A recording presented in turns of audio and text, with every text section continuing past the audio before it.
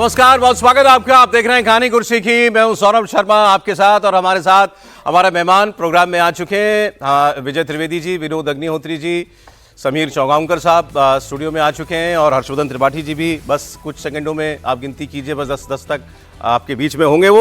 लेकिन आज की सबसे बड़ी खबर कहानी कुर्सी की में निकली अमित शाह साहब के इंटरव्यू से। गृह मंत्री अमित शाह ने आज न्यूज एजेंसी ANI को एक इंटरव्यू दिया, और लगभग 40 मिनट के इंटरव्यू में आधे घंटे से ज्यादा उन्होंने बात की है, जिसे हम PM-CM बिल कह रहे हैं, जो अभी JPC को भेजा गया लोकसभा में जब वो पेश हुआ, कि अगर 30 दिन तक किसी भी इवन प्राइम मिनिस्टर, मुख्यमंत्री, मंत्री, किसी को भी अगर 30 दिन हिरासत में रख ली थी कोई एजेंसी, तो वो उसके बाद पद पर नहीं रह पाएगा। उसका या तो वो इस्तीफा दे दे अगर बेल नहीं मिलती है तो, वरना 31वें दिन उसकी कुर्सी ऑटोमेटिकली चली जाएगी। अब इस बिल को लेकर खूब हंगामा हुआ साहब। आप इसके पीछे की सारे पृष्ठभूमि जानते हैं। जब ये पार्लियामेंट में इंट्रोड्यूस किया था होम मिनिस्टर ने, उस वक्त भी जबरदस्त विरोध देखने को मिला हाउस के अंदर। माइक तक पकड़ लिए गए, गृह मंत्री को चौथी रो में जाकर के फिर इसको JPC को भेजने की अनुशंसा करनी पड़ी। ये सारी बातें हुई थी, तो उसको लेकर उन्होंने आज एक इंटरव्यू दिया है।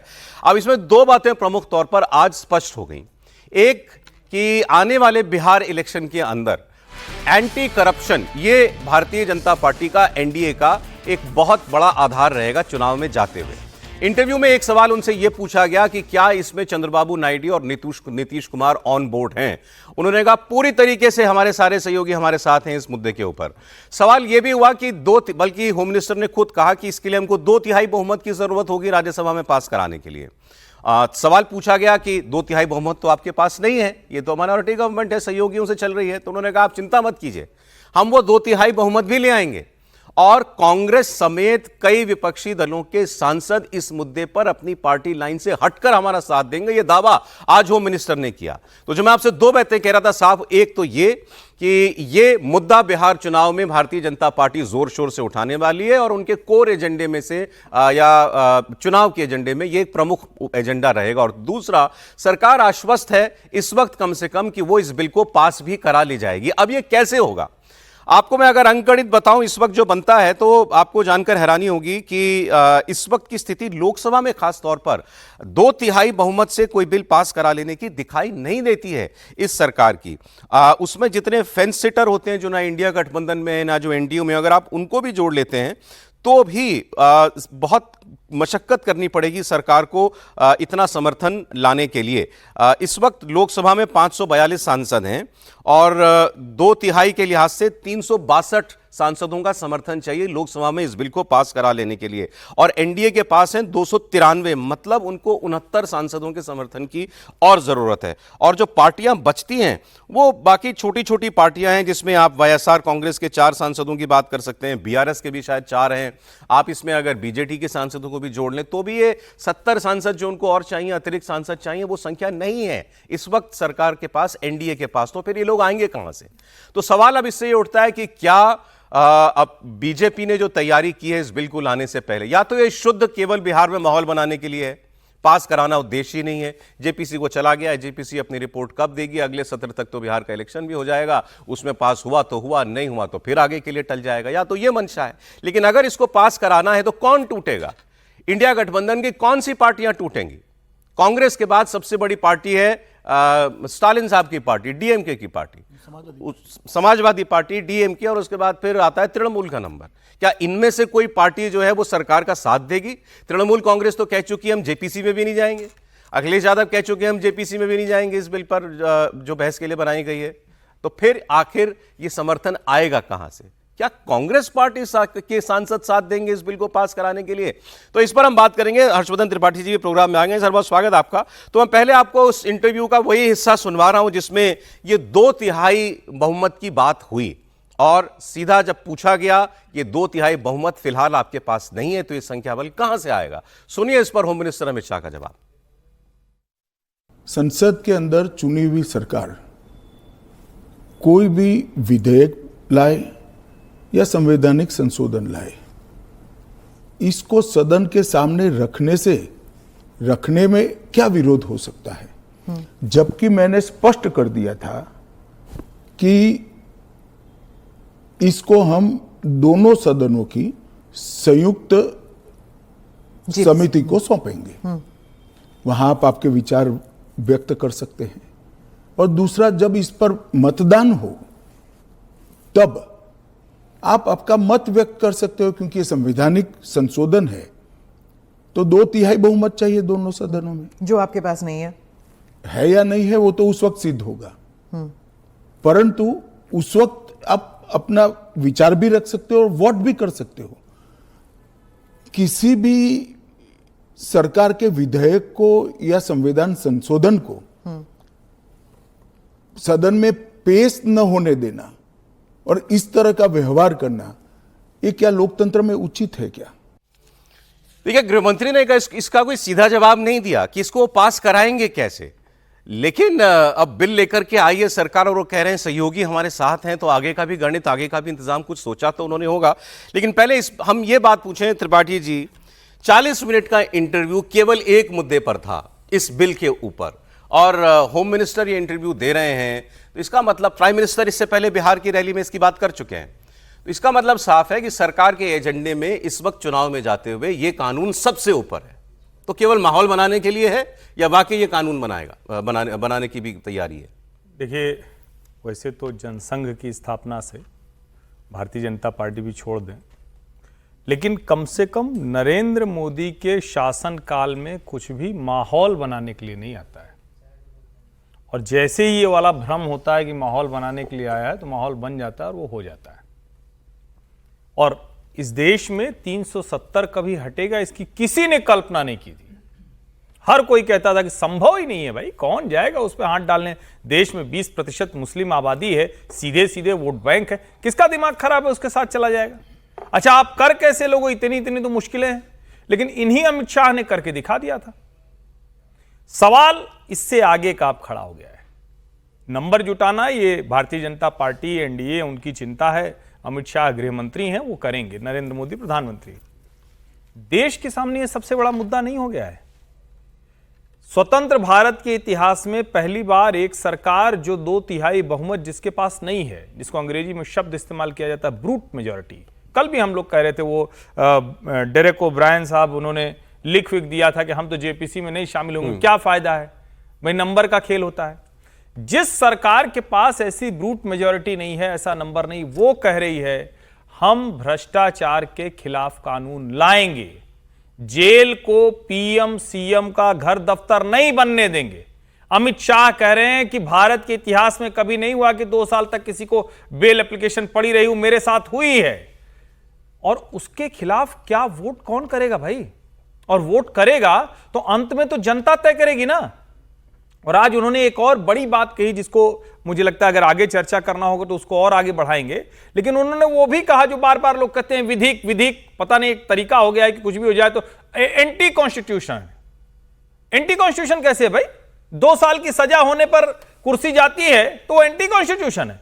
हाईकोर्ट उसको फिर से बहाल कर देता है। अभी तो अब्बास अंसारी की हुई है। देश ऐसे चलता है ना? या देश ऐसे चलेगा कि नहीं, जब तक पूरी तरह से सजा ना हो जाए उसको भ्रष्टाचारी रहने दो, उसको मौज करने दो, उसको सीएम पीएम जो भी बने रहने दो, और हम कहेंगे नहीं, संविधान की बड़ी चिंता हम कर रहे हैं। ठीक है। देश देख रहा है भ्रष्टाचार के विरुद्ध कौन लड़ाई कर रहा है और भ्रष्टाचार को चुपचाप कौन बचाने की भ्रष्टाचार। अभी आपने कहा कौन विरोध कर पाएगा इस बिल का?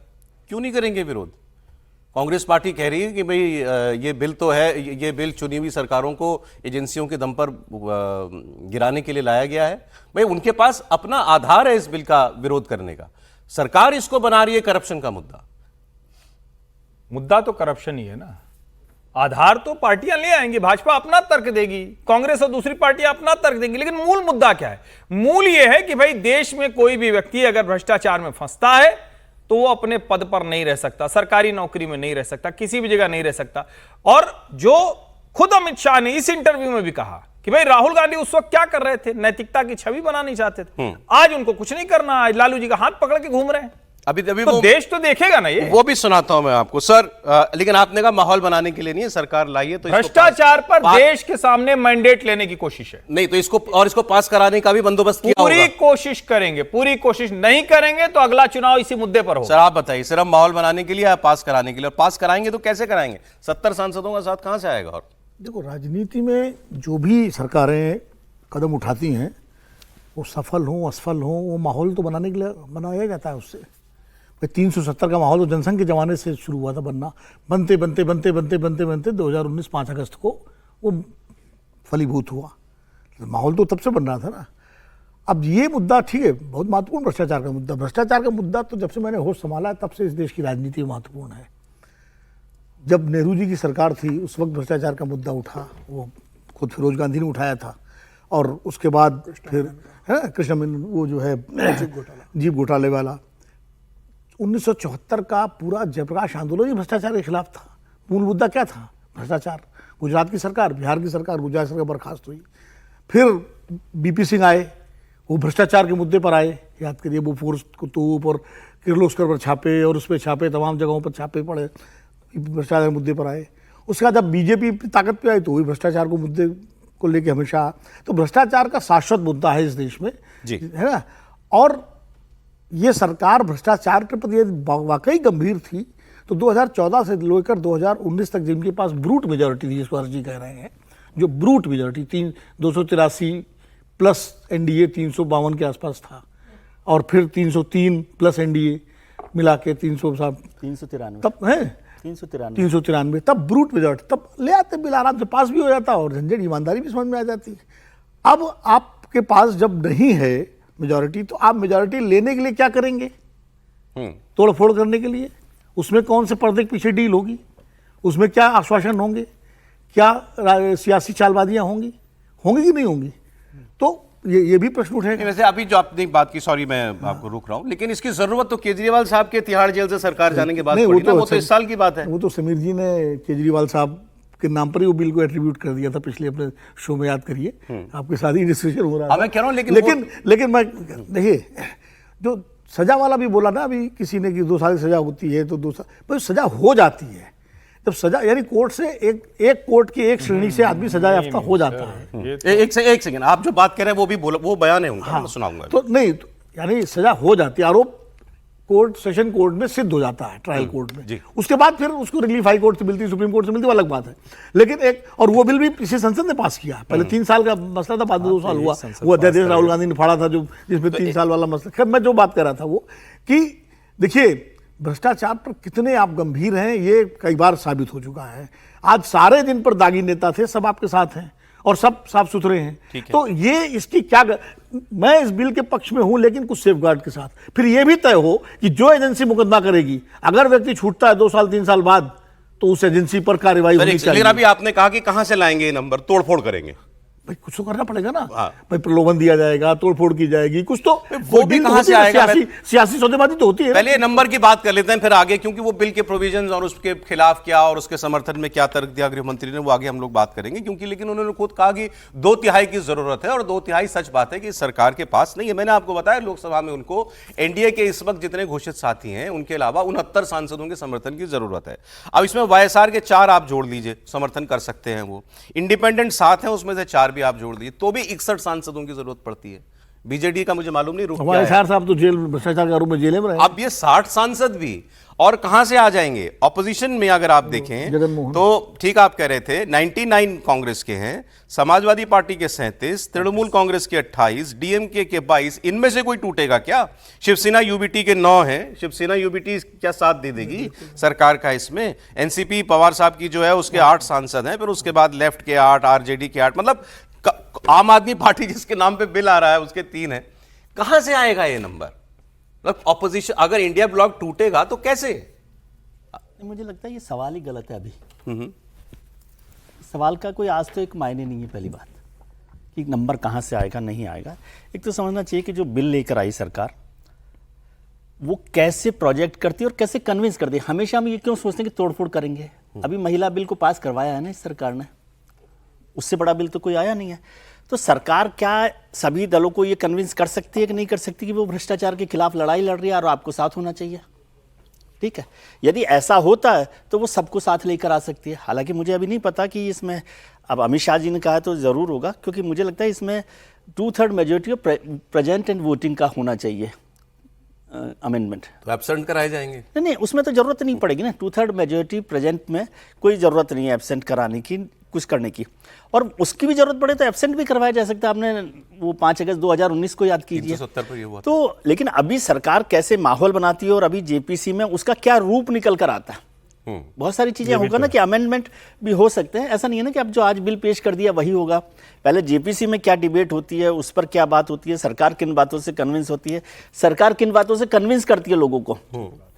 जैसे मुझे इसमें जो सबसे बड़ा मुद्दा ऐतराज वाला लगता है, क्योंकि करप्शन के खिलाफ लड़ाई, पॉलिटिकल मॉरलिटी की बात तो सभी लोग हाँ करेंगे, ठीक है, इसमें कोई भी पार्टी नहीं है जो विरोध भी कर रही है, वो भी इसके लिए विरोध नहीं कर रही है, वो तो इसके मिसयूज पर विरोध कर रही है जी। तो पॉलिटिकल मॉरलिटी की बात अलग है। लेकिन इसमें जो सबसे ऐतराज वाला लाइन मुझे लगती है वो ये है कि प्रधानमंत्री जी को ये अधिकार दिया गया है कि उनकी एडवाइस पर राष्ट्रपति मुख्यमंत्रियों को बर्खास्त कर दे, और मेरी जितनी समझ है उसे मैं एंटी फेडरल स्ट्रक्चर के तौर पर देखता हूँ।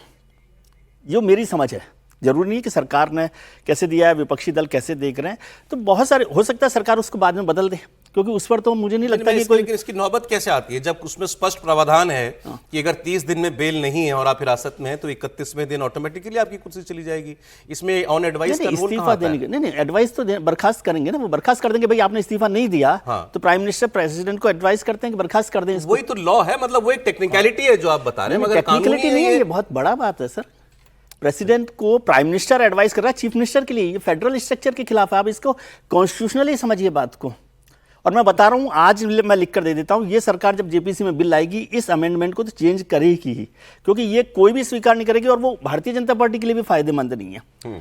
पहली बात। दूसरी बात, 2/3 मेजोरिटी पर अमित शाह जी ने कहा, तो मैं उनसे ज्यादा तो समझता नहीं संविधान को, तो वो कैसे कर रहे हैं। लेकिन मुझे नहीं लगता कि तोड़फोड़, हम हमेशा तोड़फोड़ समझते हैं, सरकार कन्विंस भी तो कर सकती है ना कि तो करप्शन के इशू को इतना बड़ा इशू होम बना दिया। मिनिस्टर को बिल इंट्रोड्यूस करने के समय पास नहीं होना था, उस दिन बोलने नहीं दिया, नहीं तो वो तो उस समय आपने माइक पकड़ लिया। देखिए सर, ऐसे है आराम से जो किया था होम मिनिस्टर साहब ने, उस समय तो यही होना था। उन्होंने तो बिल भी नहीं बताया था लोगों को, और आप कह रहे हो कि कन्विंस नहीं किया।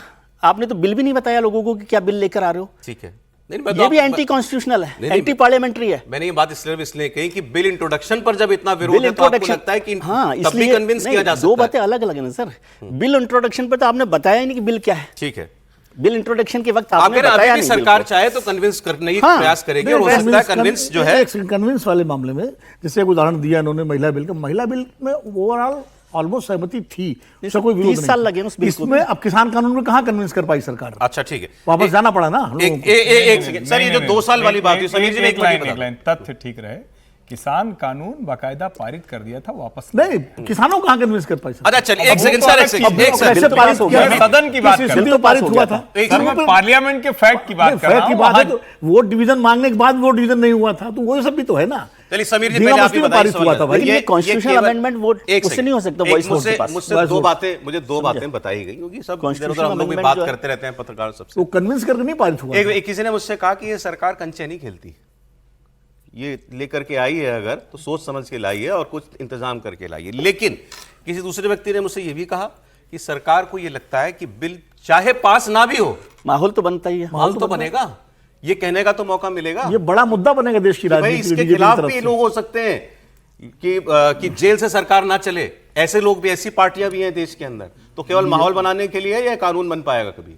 देखिए, मुझे लगता है कि प्रधानमंत्री नरेंद्र मोदी और अमित शाह जब कोई बिल लाने का प्लान करते हैं या सरकार बिल लाने का प्लान करती है तो उस पर बहुत प्रॉपर होमवर्क करके वो लोग आते हैं। ऐसा कभी नहीं होता कि कोई आनंद फानंद बिल ले आएंगे जिसके पीछे कोई तैयारी नहीं होगी। अमित शाह भी जानते हैं, प्रधानमंत्री मोदी भी जानती है और सरकार भी जानती है कि भाई ये संविधान संशोधन बिल 130 संविधान संशोधन बिल जो लेकर आना है उसके लिए आपको 2/3 मेजोरिटी लगेगी।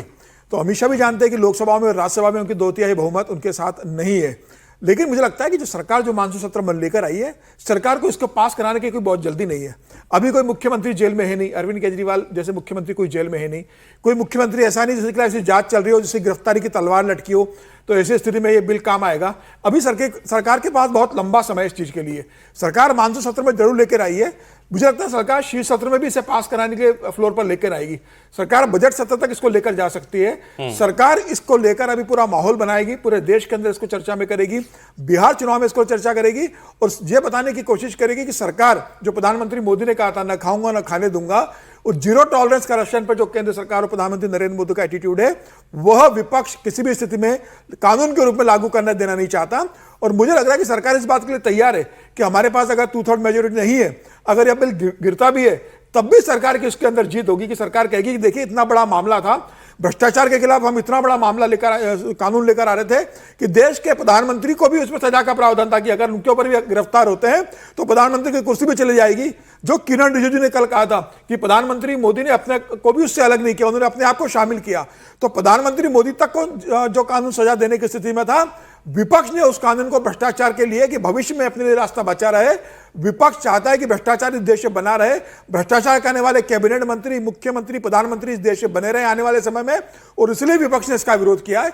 मुझे लग रहा है कि अगर ये बिल पास होगा तो भी केंद्र सरकार के हित में जाएगा, और नहीं पास होगा तब भी केंद्र सरकार के लिए विन-विन सिचुएशन, निश्चित रूप से सरकार के लिए विन-विन सिचुएशन। ये तो सिचुएशन है। ऐसा है कि बिना एग्जाम दिए डिग्री लेने का, क्योंकि नवंबर से पहले, विंटर सेशन से पहले ये बिल आना नहीं है, उससे पहले पूरा माहौल आप बिहार चुनाव में इसको कर लें। वहां पर बिहार चुनाव में आप SIR का जो एक जवाब हो सकता है, ये जो है क्या कहते हैं उसको, कास्ट सेंसस का जवाब हो सकता है, उसके जवाब में एक करप्शन पर, और खासतौर से लालू जी का जो पूरा का पूरा पॉलिटिक्स है, उस पर आप एंटी करप्शन के ऊपर जा सकते हैं। ये बिना एग्जाम के, ये बिना एग्जाम के डिग्री हासिल करने जैसा है। बस 2 फोटो लगा दीजिए। क्या एक, इस देश में प्रधानमंत्री इंदिरा गांधी थी जिन्होंने कहा कि प्रधानमंत्री को बाहर करो, बेईमानी करे, भ्रष्टाचार करे, कुछ भी करे, संविधान में ही किया था ना सर, संशोधन करके।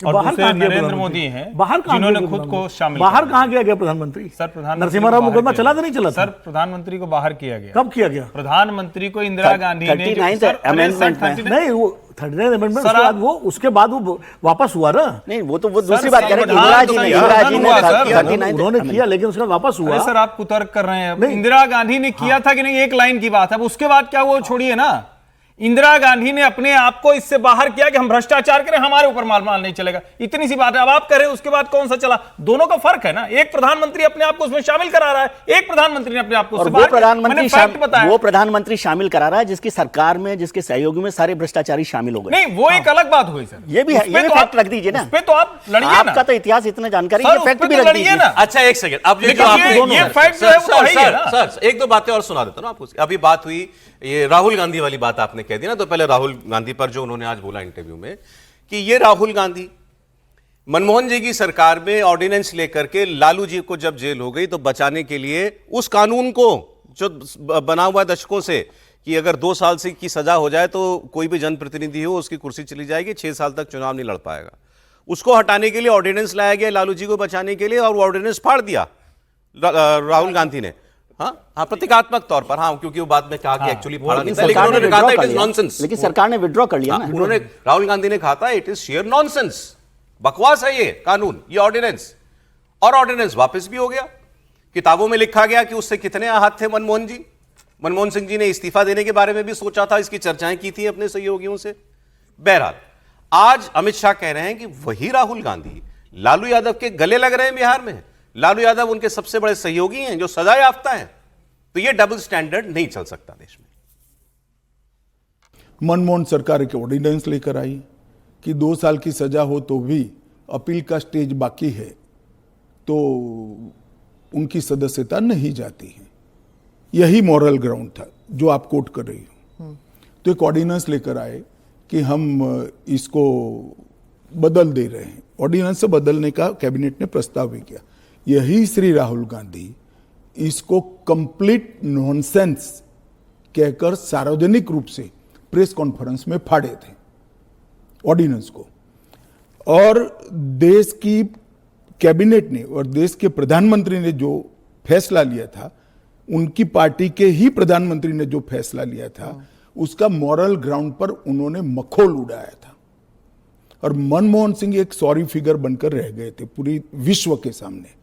आज वही राहुल गांधी बिहार में सरकार बनाने के लिए सजा हो गई, वो लालू प्रसाद जी को गले मिल रहे हैं।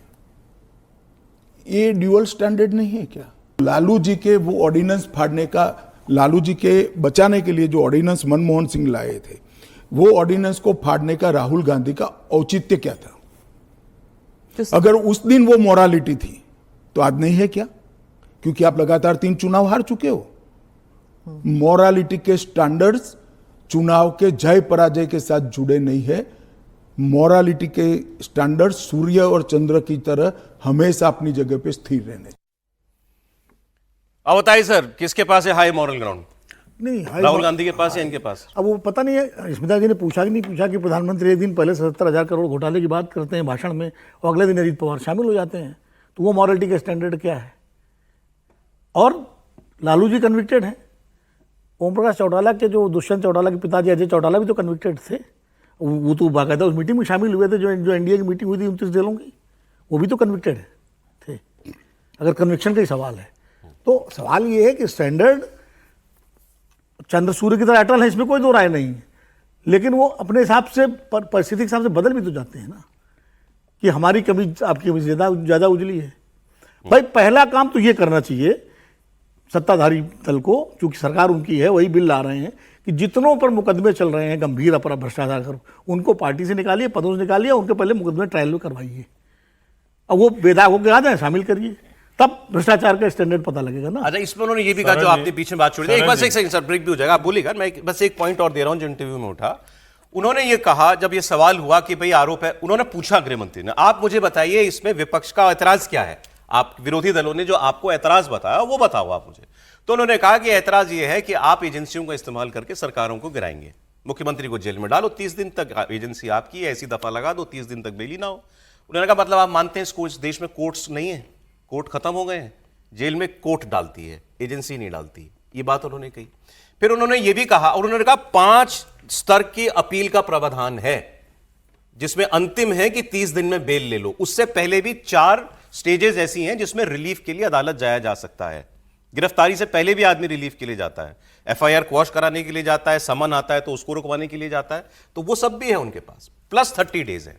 फिर उन्होंने कहा कि ऐसे तो जो 2 साल की सजा होने पर सदस्यता चली जाती है, जो राहुल गांधी की गई थी, वो भी कह सकते हैं कि भाई मेरे पास अपील का अभी हाई कोर्ट में और सुप्रीम कोर्ट में जाने का विकल्प है, तो उस कानून को भी रद्द कर दो, उसकी भी क्या जरूरत है कि जब तक सुप्रीम कोर्ट सजा नहीं देगा तब तक सदस्यता बनी रहेगी। बताइए इसमें लॉजिक में दम है? अभी बात कर रहे हैं, अभी कर लेते हैं। नहीं, एक तो ये तो दोनों का लॉजिक ही नहीं है, बैलेंस की बात नहीं है, मतलब किसने सवाल पूछा किसने जवाब दिया, मुझे नहीं समझ आ रहा। एक पैरेलल ही नहीं है ना, एक में कन्विक्शन हो गया है, एक में एफआईआर हुई है, ये क्या पैरेलल है? इस पर मैं तो बहस ही नहीं कर सकता कि पैरेलल ही नहीं है। कन्विक्शन जब हो गया तो उस कानून पर क्या बात कर रहे हैं? और जो राहुल गांधी ने किया, मैं राहुल गांधी के सपोर्ट या उसकी बात नहीं कर रहा, आप उसे कहते हैं मखौल है, और आपने ये इंटरव्यू पूरा सुना है तो जिस बात का वो जवाब दे रहे हैं उसी में वो कह रहे हैं कि मेरे साथ भी तो ऐसा हुआ था, तो उस समय कोर्ट नहीं थे।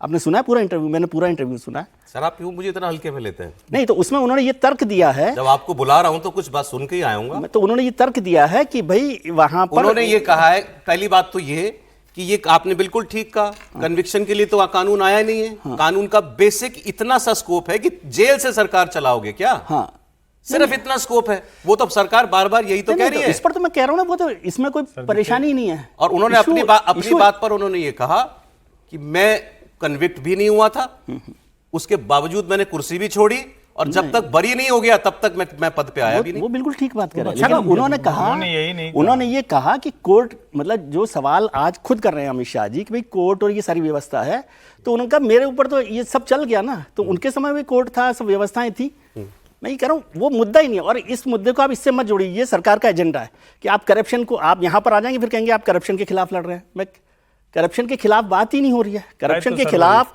जेल में जाने पर कौन मना कर रहा है? नहीं सर, भ्रष्टाचारियों को बचाने की कोशिश है सर, इसमें तो कोई संदेह नहीं। भ्रष्टाचार तो राहुल गांधी का सम्मान करना चाहिए सरकार को, उसने तो कानून फाड़ा था, तो उस वक्त तो थी ना नैतिकता। और फिर ये ड्यूअल स्टैंडर्ड, लालू जी, एक सेकंड, लालू जी के लिए आपने कहा गले मिलते, बिल्कुल ठीक है, डबल स्टैंडर्ड है। आपके यहाँ तो वित्त मंत्री बना दिया आपने, जो खजाने की चोरी कर रहा है उसे वित्त मंत्री बनाकर बैठे और डबल स्टैंडर्ड की बात कर रहे हैं। ठीक है, चलिए आगे। ये तो खैर अब इस कानून की बात हुई, अब इसकी नियति क्या है ये तो बिहार के इलेक्शन में, और फिर उसके बाद अगले सत्र में जब ये बिल लाते, जेपीसी की अगर रिपोर्ट आ जाए तो क्या होता है तो पता चलेगा। अमित शाह जी ने जो आज इंटरव्यू दिया वो पीएम सीएम बिल वाले पर, जिसमें कुर्सी चली जाएगी 30 दिन हिरासत के बाद, तो उस पर एक काफी गर्मा गर्म बहस हुई। क्या सिर्फ माहौल बनाने के लिए है, डबल स्टैंडर्ड राहुल गांधी के हैं करप्शन पर या इस सरकार के हैं, सारी बातें हुई। अब पंचों की राय हो तो अगली खबर पर बढ़ जाए। मैं बोलूंगा तब जाएंगे, मतलब थोड़ा तो जो विजय सर ने कहा मैं वहीं पे जाकर अटक गया। ब्रेक से पहले इन्होंने कहा कि वहां अजीत पवार को गले लगाया हुआ है, ढेर सारे भ्रष्टाचारी भारतीय जनता पार्टी में है, तो ये देश देख रहा है। अब ये कानून आ जाए तब क्यों ऐतराज है? भाई कल को कोई भी कानूनी प्रक्रिया कोई पूरी तरह से रद्द तो हो नहीं गई, कानूनी प्रक्रिया चल रही है, किसी को कहीं सरकार का लाभ मिल रहा होगा। तो आप ये क्यों नहीं चाहते हैं कि जितने भ्रष्टाचारी बीजेपी में भी वो निपट जाए? ये क्यों नहीं चाहते हैं? और मैं तो कह रहा हूं कि इसको थंब रूल बना दीजिए। जब नियम बन जाता है देश कानून के लिए, कल ही हम लोग चर्चा कर रहे थे, ऐसा तो है नहीं कि नरेंद्र मोदी कोई अमृत पी के आए हैं और भारतीय जनता पार्टी कोई कामधेनु गाय हो गई है कि और कोई आएगा ही नहीं। तो जब आप भ्रष्टाचार के मामले में ऐसा कानून बनने से रोकते हैं, तो मैं फिर कह रहा हूं जो जो इसका विरोध कर रहे हैं वो भ्रष्टाचारियों को बचाने की कोशिश कर रहे हैं। और मैं फिर कह रहा हूं सब मिले हुए हैं ये कह के नहीं चलेगा, हमने सब मिले हुए हैं वाले को देखा है जिसके नाम पर अरविंद केजरीवाल। लंबी खिंच जाएगी, यही तो आरोप है ऑपोजिशन का कि आपने कहा अजीत पवार आ गए, अजीत पवार कभी हिरासत में जाएंगे क्या? जो बीजेपी के साथ आ गया, क्या कभी उसको एजेंसी 30 दिन के लिए जेल में डालेगी? ये आप मतलब एकदम से आ गए विजय जी के उसमें आ गए। नहीं, इन्होंने आज अजीत पवार की बात तो भाई नहीं, मैं अब आगे कैसे इसको डिफेंड इस देश में क्या न्यायालय के कहने से मुकदमे नहीं चले? नहीं, पहले बताइए, हम कब जानते हैं? पूछिए दोनों लोगों से कितने होम मिनिस्टर ने भी ये बोला आज, और सिर्फ मुकदमे नहीं चले, ये बात होम मिनिस्टर लोगों की गिरफ्तारी हुई है कि कोर्ट मॉनिटर। क्या सब सरकार चलाती है क्या देश में? आप संविधान पर इतना कम भरोसा है? होम मिनिस्टर ने इस सवाल का जवाब दिया, उन्होंने कहा कि आप कोर्ट जाइए, कोर्ट किसी पे भी मुकदमा कर सकता है संज्ञान लेकर के, और कोर्ट मॉनिटर्ड जांच भी होती है। इसी मैं कह रहा हूं पक्का कराइए, कानून आने दीजिए, भ्रष्टाचार के भ्रष्टाचारियों के खिलाफ। चलिए सर, एक फाइनल कमेंट आपका। इसी दिल्ली शहर में जवाहरलाल नेहरू विश्वविद्यालय का एक छात्र पिछले कितने सालों से उसकी जमानत पे बेंच नहीं बैठ रही है।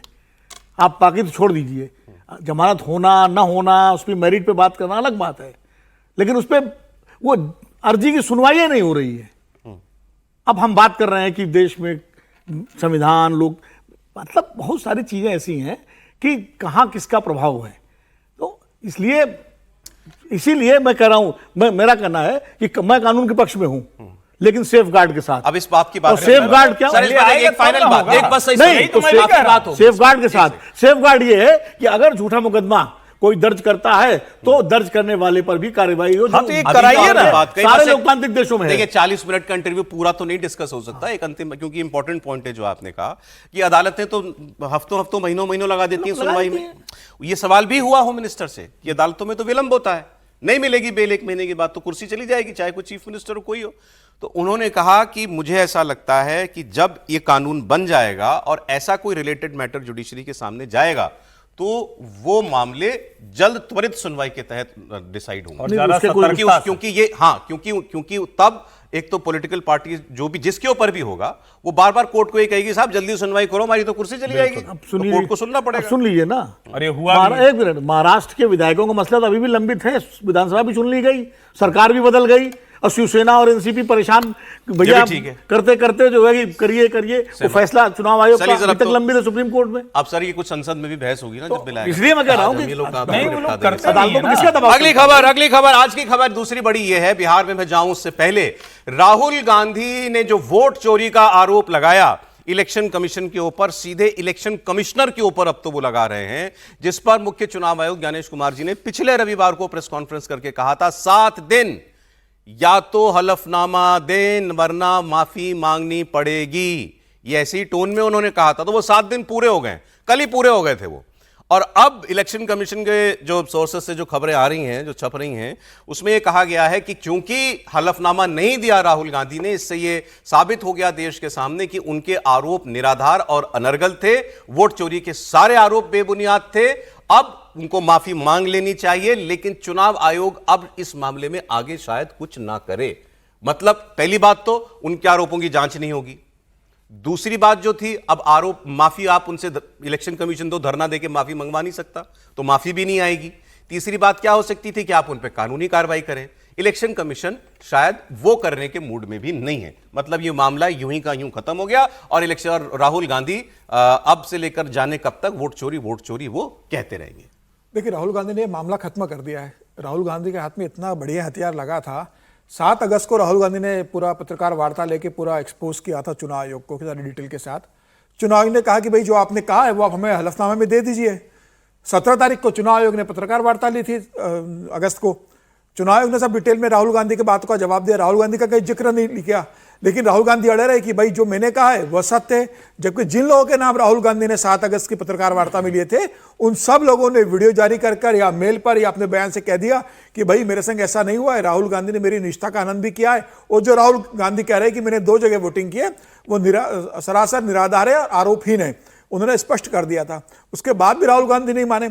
चुनाव आयोग बार बार कहता रहा कि भाई आप लिख के दे दो, राहुल गांधी ने लिख के नहीं दिया। अब चुनाव आयोग क्या करेगा?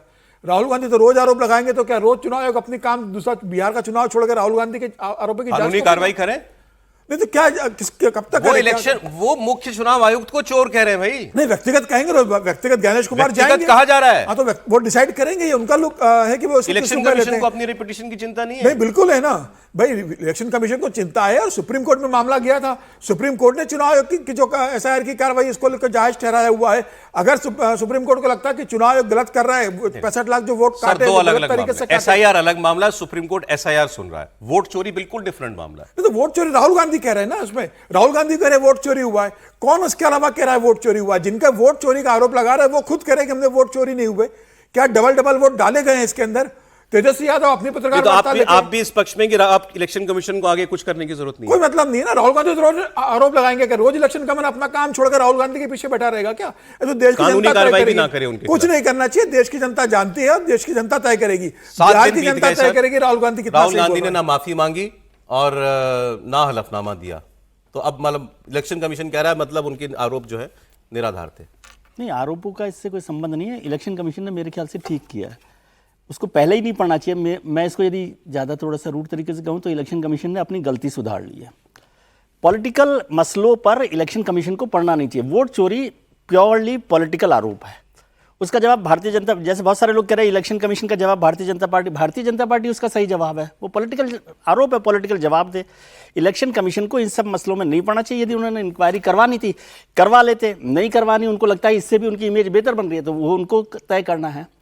किसी पॉलिटिकल लीडर के जवाब आरोपों के चक्कर में उनको नहीं पड़ना चाहिए। यदि उसमें कोई फैक्ट्स का मसला है तो उस पर इलेक्शन कमीशन को जवाब देना चाहिए, मेरे ख्याल से ठीक। क्योंकि यदि वो चले भी जाते, कार्रवाई करते, तो वो तो राहुल गांधी को और मजबूत करते। अब इस पर इससे कि ये थोड़ी हो जाता कि राहुल गांधी, ये भी बताया गया कि इस पर अब कोई पब्लिक बयान या प्रेस कॉन्फ्रेंस भी नहीं करने वाला चुनाव आयोग। ठीक है, मेरे ख्याल से नहीं कर, वो भी ठीक है, उसमें भी कोई बात नहीं। लेकिन उनको राहुल गांधी के साथ इस तरह के 1-on-1 झगड़े में पड़ना ही नहीं चाहिए। हाँ, और यहाँ मैटर अगर इलेक्शन कमीशन खत्म कर रहा है तो उचित है। ठीक है, वो राहुल गांधी फिर भी चलाते रहे कि मेरे को जवाब नहीं दिया, उनको करने दीजिए ना, वो पॉलिटिकल आरोप की तरह से करने दीजिए। तो ये तो सारा मामला है जी टाटा फिस। नहीं तो राहुल जी का हर मामला टाटा फिस। नहीं, राहुल यहाँ इलेक्शन कमीशन की बात कर रहा हूँ। कहाँ इलेक्शन कमीशन माफी मांगी थी ना? नहीं, इलेक्शन कमीशन का मामला कहाँ टाटा फिस हुआ भाई? वो जितनी चीजें बताई देश के लोगों को पता चल गया। मैं तो बहुत स्पष्ट तौर पर कहता हूं कि जो भी ये संस्थाएं हैं वो तू मैं पहले भी नहीं कर सकती थी, ये फर्स्ट डे भी मैंने कहा था।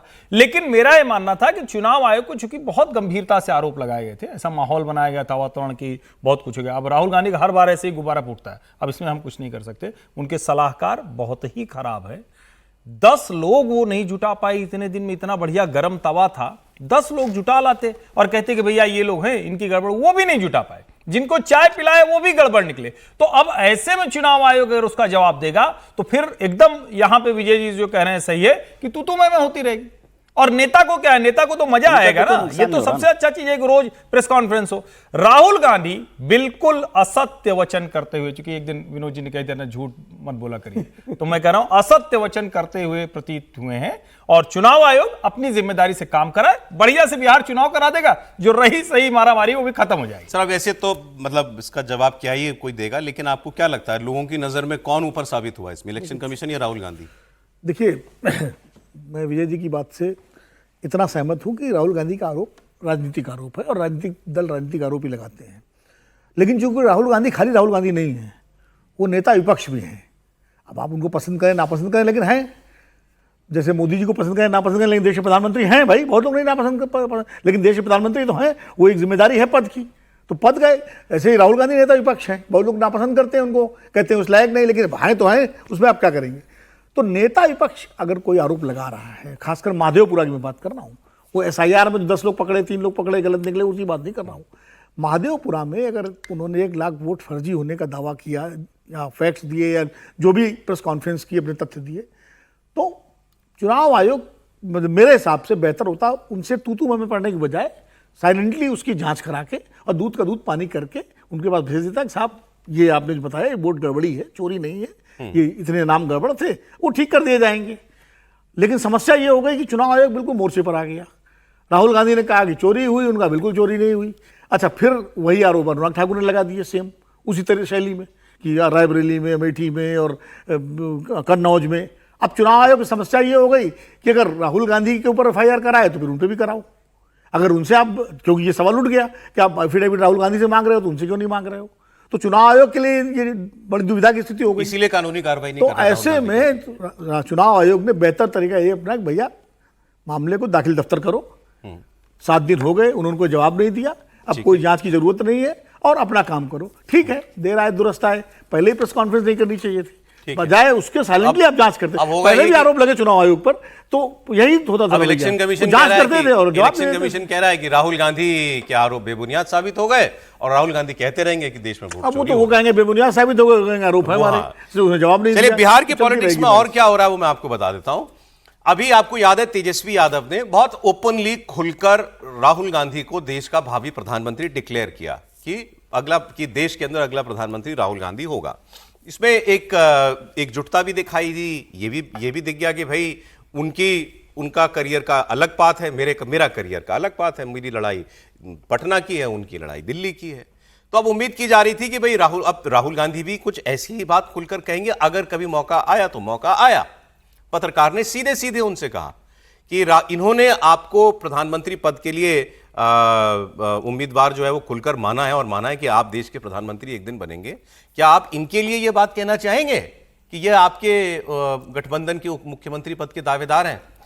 तो राहुल गांधी ने कहा कि देखिए, हमारा बड़ा अच्छा आपस में तालमेल है, गठबंधन बहुत अच्छे से चल रहा है, बड़ी अच्छी सिनर्जी है हमारे बीच में, बड़ी अच्छी बातचीत होती है, लेकिन मुद्दा तो वोट चोरी है। अरे सवाल था कि तेजस्वी जी मुख्यमंत्री बनेंगे और आपके गठबंधन की सीएम उम्मीदवार हैं, तो उन्होंने कहा मुद्दा तो वोट चोरी है। सुनिए।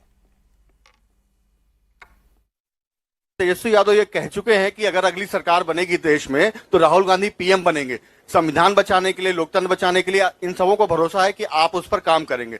तो बिहार को लेकर अभी तक आपकी पार्टी से साफ क्यों नहीं किया जा रहा कि तेजस्वी यादव सीएम बनेंगे बिहार में? बहुत बहुत अच्छे तरीके से एक पार्टनरशिप बनी है। हम मतलब सारी की सारी पार्टियां एक साथ जुड़कर काम कर रही हैं, कोई टेंशन नहीं है और म्यूचुअल रिस्पेक्ट है और एक दूसरे की मदद हो रही है, तो मजा भी आ रहा है। आइडियोलॉजिकली हम अलाइंड हैं, पॉलिटिकली अलाइंड हैं, तो बहुत अच्छा रिजल्ट आएगा। पॉलिटिकली अलाइंड है, नतीजा अच्छा आएगा, कोई टेंशन नहीं है, लेकिन फिर भी ये नहीं कह पाए कि हाँ हम जीते तो ये मुख्यमंत्री मूल बनेंगे। रहस्य जैसा लग रहा है। तो दो मतलब विनोद जी विद्वान बात शुरू करेंगे। अनुभवी लोग हैं, तो ये लोग बताएं आखिर ऐसा क्या है इतना पहले आप बता दीजिए ये भी ठीक क्या है, मतलब इतना संकोच क्यों है राहुल गांधी को मुख्यमंत्री के बताने में, उनको भावी मुख्यमंत्री? एक तो घटना मुझे वो याद आ रही थी, लेकिन फिर मैंने कहा अब इसकी चर्चा नहीं करते। 2017 की जब अखिलेश जी ने उनको प्रधानमंत्री नहीं बनाया था, उन्होंने उनको मुख्यमंत्री बना दिया था 2019 के चुनाव के लिए। वहाँ पर लखनऊ में प्रेस कॉन्फ्रेंस हुई थी। लेकिन मुद्दा क्या है कि ये सवाल यदि राहुल गांधी जी से पूछ रहे हैं, जिसका जवाब उन्होंने देने से बच गए, तो ये सवाल तो बिल्कुल वाजिब सवाल है, क्योंकि एक सिटिंग मुख्यमंत्री कोई प्रधानमंत्री मतलब भारतीय जनता पार्टी मुख्यमंत्री बनाएंगे कि नहीं बनाएंगे इसका जवाब नहीं दे रही अभी। जिस सरकार के साथ जिसको मुख्यमंत्री मानकर चुनाव में जा रहे हैं, वो अगले चुनाव के बाद मुख्यमंत्री होंगे कि नहीं होंगे? आप भी टाल रहे हैं सवाल को। लेकिन हम नहीं, लोग मैं तो ये कह रहा हूँ पॉलिटिकल पार्टी ऐसे जवाब देती है। नहीं सर, लेकिन हम लोग ये जवाब होना चाहिए था राहुल गांधी। नहीं हाँ, नहीं मैं राहुल गांधी को नहीं, मैं कह रहा हूँ पॉलिटिकल पार्टी ऐसे ही जवाब देती है। क्यों फंसेंगे कि भाई आपके कहने पर वो वहां पर देते हैं, फिर वहां पर ये तो ऑब्वियस सी बात है ना, और ऑब्वियस है। मेरे ख्याल से तो वो देते तो भी ज्यादा बेहतर होता, क्योंकि तेजस्वी उनके गठबंधन। सामान्य नहीं सर, मैं इसीलिए कह रहा सिर्फ विद्वान और सामान्य नहीं है। विनोद जी मैं तो कह रहा हूँ सिटिंग चीफ मिनिस्टर को आप नहीं बनाते हैं, कहते हैं कि भाई चीफ मिनिस्टर। वो तो ठीक है, सवाल का जवाब नहीं, जवाब आएगा। देखिए विनोद जी बताते हैं। हाँ विनोद जी, विनोद जी को अंदर की बात पता है। ये तेजस्वी यादव 2 बार या 3 बार शायद दिल्ली आकर के राहुल गांधी से, मल्लिकार्जुन खड़गे से बातचीत कर चुके हैं, और ये कांग्रेस पार्टी ने एक निर्णय लिया है कि चुनाव से पहले वो मुख्यमंत्री के उम्मीदवार की घोषणा नहीं करेंगे। ये भी है कि चुनाव के बाद जिसके विधायक ज्यादा होंगे बनेगा उसी का, जाहिर है आरजेडी के विधायक ज्यादा होंगे तो स्वाभाविक रूप से बनना तो तेजस्वी को ही है अगर गठबंधन सरकार बनती। लेकिन वो घोषणा इसलिए नहीं करना चाहते हैं, उसके 2 कारण हैं। तो मुझे लगता है जो वोटर जो आरजेडी के से छिटकता है वो कांग्रेस की वजह से अगर गठबंधन के साथ आ रहा है और अगर आपने घोषणा कर दी तो वापस उसके जाने का खतरा है। नहीं, ऐसा ये तो भी है ही एक नहीं, उनकी ये तो है रणनीति नहीं। का हिस्सा हो सकता है कि भाई इसलिए वो इस सवाल को अभी जैसे वो नेपथ्य में रखना चाहते हैं कि भाई चुनाव के बाद तय करेंगे, देखेंगे। जैसे बीजेपी नीतीश कुमार नहीं डिक्लेयर कर रही है। जैसा आपने कहा ना, मतलब ये तो बिहार में हर कोई जानता होगा भाई, ये जीते तो मुख्यमंत्री तो यही बनेगा। हाँ, तो उनके बनेगा। फैसला है पार्टी का। ये पार्टी कैसे काम करती है इंडिया गठबंधन? सर देखो, नीतीश कुमार इनके पास इंडिया गठबंधन में आ गए, वो कह रहे थे मुझे प्रधानमंत्री का उम्मीदवार आप डिक्लेयर कर दो या कोऑर्डिनेटर बना, समन्वयक बना दीजिए। राहुल गांधी ने कहा नहीं, भी हम ममता जी से बात करेंगे। राहुल गांधी तैयार नहीं हुए, नीतीश कुमार वापस चले गए कि भाई इससे अच्छा तो भारतीय जनता पार्टी का तो एनडीए गठबंधन में रहना होगा। अब सीधा सवाल था राहुल गांधी के, बना दिया प्रधानमंत्री उनको। नहीं बनाया नहीं ना, लेकिन एनडीए में तो बनने भी नहीं वाले थे ना, वहां कोई वैकेंसी नहीं थी उनको ना। पता लग गया कि वहां तो कोई वैकेंसी नहीं ना, प्रधानमंत्री तो मुझे कोई नहीं बनाने वाला। वहां तो वैकेंसी मुख्यमंत्री थी तो उसमें बने हुए थे भाई, वहां तो प्रधानमंत्री गुंजाइश ही नहीं, ऑलरेडी प्रधानमंत्री बैठे थे। देखिए, इतना सीधा प्रश्न पूछा था आपसे, बिहार के अंदर भाई तेजस्वी सबसे बड़ी पार्टी है, कहां तेजस्वी की पार्टी आरजेडी और कहां कांग्रेस? बिहार के अंदर आपके 19 एमएलए है, 19 आप उसमें जीत भी ले, आपके लिए बहुत बड़ा सम्मान की बात होगी और आप कह रहे हैं अभी हम तय नहीं करेंगे। अरे तेजस्वी तो सबसे बड़े नेता है, बताइए कि हाँ तेजस्वी हमारी सरकार बनेगी तो तेजस्वी हमारे मुख्यमंत्री होंगे। बस ये देखने की बात है कि तेजस्वी आपको उप मुख्यमंत्री बनाते कि नहीं बनाते, ये तेजस्वी के ऊपर होगा। कम से कम ये तो कहिए कि तेजस्वी मुख्यमंत्री होंगे, सब जानते हैं। लेकिन आप इस बात का जवाब न देकर तेजस्वी को बताना चाहते हो कि भाई आगे हम तय करेंगे कि आप मुख्यमंत्री बनेंगे कि नहीं बनेंगे। क्या आप दीपंकर भट्टाचार्य को मुख्यमंत्री के रूप में प्रोजेक्ट कर देंगे या अपने प्रदेश अध्यक्ष को मुख्यमंत्री के रूप में लेकर आओगे? जब सब कुछ तय है आपके बीच में तो डिक्लेयर करने में क्या दिक्कत है? नीतीश कुमार का अगर ये कहा जाता है कि भाई नीतीश कुमार को लेकर घोषित नहीं किया जाता तो नीतीश कुमार का और बीजेपी का जो, देखिए इस पर बीजेपी ने क्या मजे लिए। बीजेपी अमित वाली में लिख रहे हैं इस पर एक्स पर कि कांग्रेस का बिहार में अस्तित्व आरजेडी का मोहताज है, जो बात अभी आप कह रहे थे। अगर आरजेडी गठबंधन तोड़ दे तो कांग्रेस को शायद सारी सीटों पर प्रत्याशी तक भी ना मिले उतारने के लिए।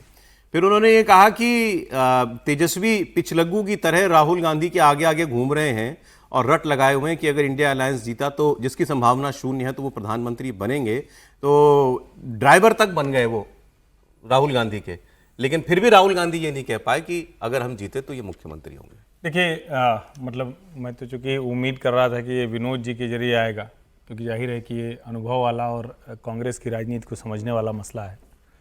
कांग्रेस पार्टी किसी स्थिति में तेजस्वी यादव को मुख्यमंत्री बनाने की बात नहीं करेगी। एक बात वो है कि जो राष्ट्रीय जनता दल से छिटके लोग हैं, एक बड़ा वर्ग है जो राष्ट्रीय जनता दल को पसंद नहीं करता है, चिढ़ता है, दलितों का एक बड़ा वर्ग है। लेकिन उसके आगे की कहानी है जिसको मैं बार बार दोहरा रहा हूं, उसको समझिए। मुसलमान मतदाता अब राहुल गांधी को सबसे बड़े नेता के तौर पर देखता है। अमित मालवीय जी बिल्कुल मजाक बनाए, वो कहें कि मुहताज है कांग्रेस पार्टी, लेकिन कांग्रेस को लगता है कि अगर हमने तेजस्वी के पीछे अपना वेट रख दिया, पहली बात तो सरकार किसकी बनेगी ये भी पता नहीं, तो बाद में तय होगा, लेकिन पता चलेगा कि फिर ये सारी लड़ाई सिर्फ बीजेपी और राष्ट्रीय जनता दल की रह जाएगी। कांग्रेस बिहार में अपनी ताकत को पूरी तरह से रख रही है, वो कतई नहीं चाहती कि राष्ट्रीय जनता दल का मुख्यमंत्री बने। कांग्रेस के लिए ज्यादा बेहतर स्थिति होगी कि सरकार जो बने वो भले कमजोर बने, दूसरे की बन जाए और आगे उनकी राजनीति चले, जो राहुल गांधी पिछले 5 सालों से कर रहे हैं। बिहार में महागठबंधन के लिए एक अच्छी खबर आई, छोटी सही लेकिन अच्छी खबर है उनके लिए। लोकसभा चुनाव के दौरान आपको याद होगा पप्पू यादव को आंसू बहाने पड़े थे, और किसकी वजह से? पप्पू यादव को कहना पड़ गया था कि दुनिया छोड़ दूंगा, पूर्णिया नहीं छोड़ सकता। लालू परिवार ने पप्पू यादव से पूर्णिया छीनने का सारा प्लान बना लिया। बीमा भारती को टिकट देकर पप्पू यादव का रास्ता लगभग बंद कर दिया। कांग्रेस को कहा कि इनको टिकट नहीं देना है। पप्पू निर्दलीय लड़ गए और जीत गए। लालू परिवार से उनकी तलखी पूरे देश ने देखी। एक बार तो उन्होंने अभी ये पीछे ये कह दिया था कि जब तेजस्वी बच्चे थे तब मैं विधायक बन गया था। अभी ट्रक पर नहीं चढ़ने दिया था, अभी उनको ट्रक पर नहीं चढ़ने दिया था, लेकिन अब वो ट्रक पे चढ़ गए सर। इसीलिए मैं कह रहा हूं, अब वो ट्रक पे चढ़ गए हैं पप्पू जी, भाषण भी दे रहे हैं। तेजस्वी यादव और राहुल गांधी के ट्रक पे वो चढ़ गए। और वहां उन्होंने, क्योंकि उनके क्षेत्र पूर्णिया में पहुंची थी, सीमांचल में अभी चल रही है यात्रा, वोटर अधिकार यात्रा राहुल और तेजस्वी की, तो उनका इलाका था, वो सांसद है और वहां वो सच में पॉपुलर आदमी होंगे तभी जीतते निर्दलीय। तो वो उनको फिर मौका दिया कि आप हमारे ट्रक पर आइए। फिर माइक भी मिला, फिर उन्होंने खूब लंबा चौड़ा भाषण दिया। लेकिन पता नहीं क्यों, क्या ऐतराज क्यों नहीं किया कांग्रेस ने इस पर कि उन्होंने जननायक शब्द का इस्तेमाल तेजस्वी के लिए कर दिया। जननायक तो राहुल गांधी मानते हैं ना, कांग्रेस पार्टी राहुल गांधी को जननायक कहती है, लेकिन उन्होंने कहा ये जननायक है, बिहार की अंतिम उम्मीद तेजस्वी यादव है।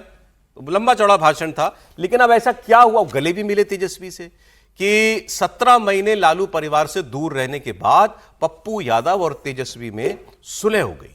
तो आपको पहले मैं सुनाता हूं उन्होंने बोला क्या।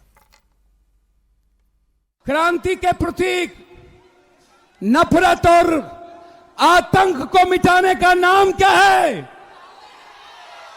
आपकी उम्मीद कौन है? आपका विश्वास कौन है? आपका सपना कौन है? इंसानियत का पैगाम कौन है? मोहब्बत का दूत कौन है? क्रांतिवीर और कर्मवीर कौन है?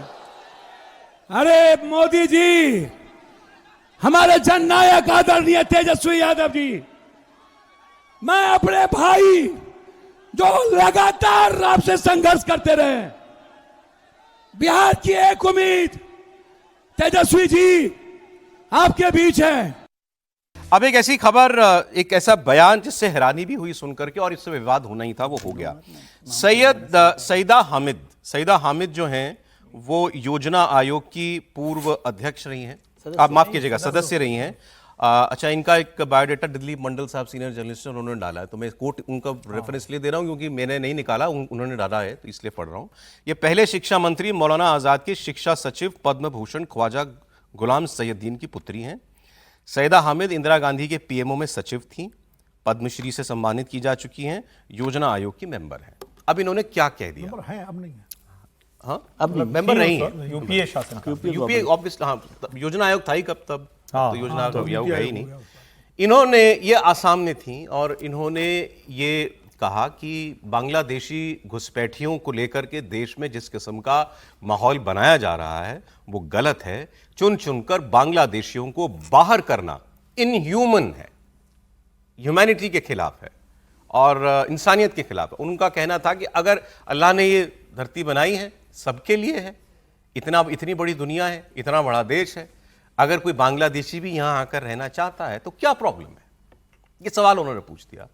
अब है तो बड़ा मासूम सवाल, आप किसी बच्चे से पूछोगे अगर तो वो उस ज्यादा कुछ ना जानते हुए यही कहेगा भाई हाँ सब लोग रहें, लेकिन सब लोग तो बच्चे नहीं हैं।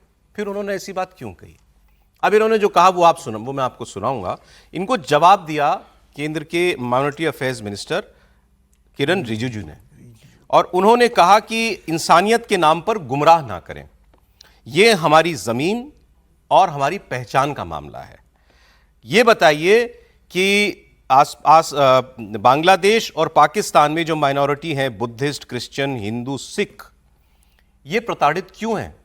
इनको टॉर्चर क्यों किया जाता है?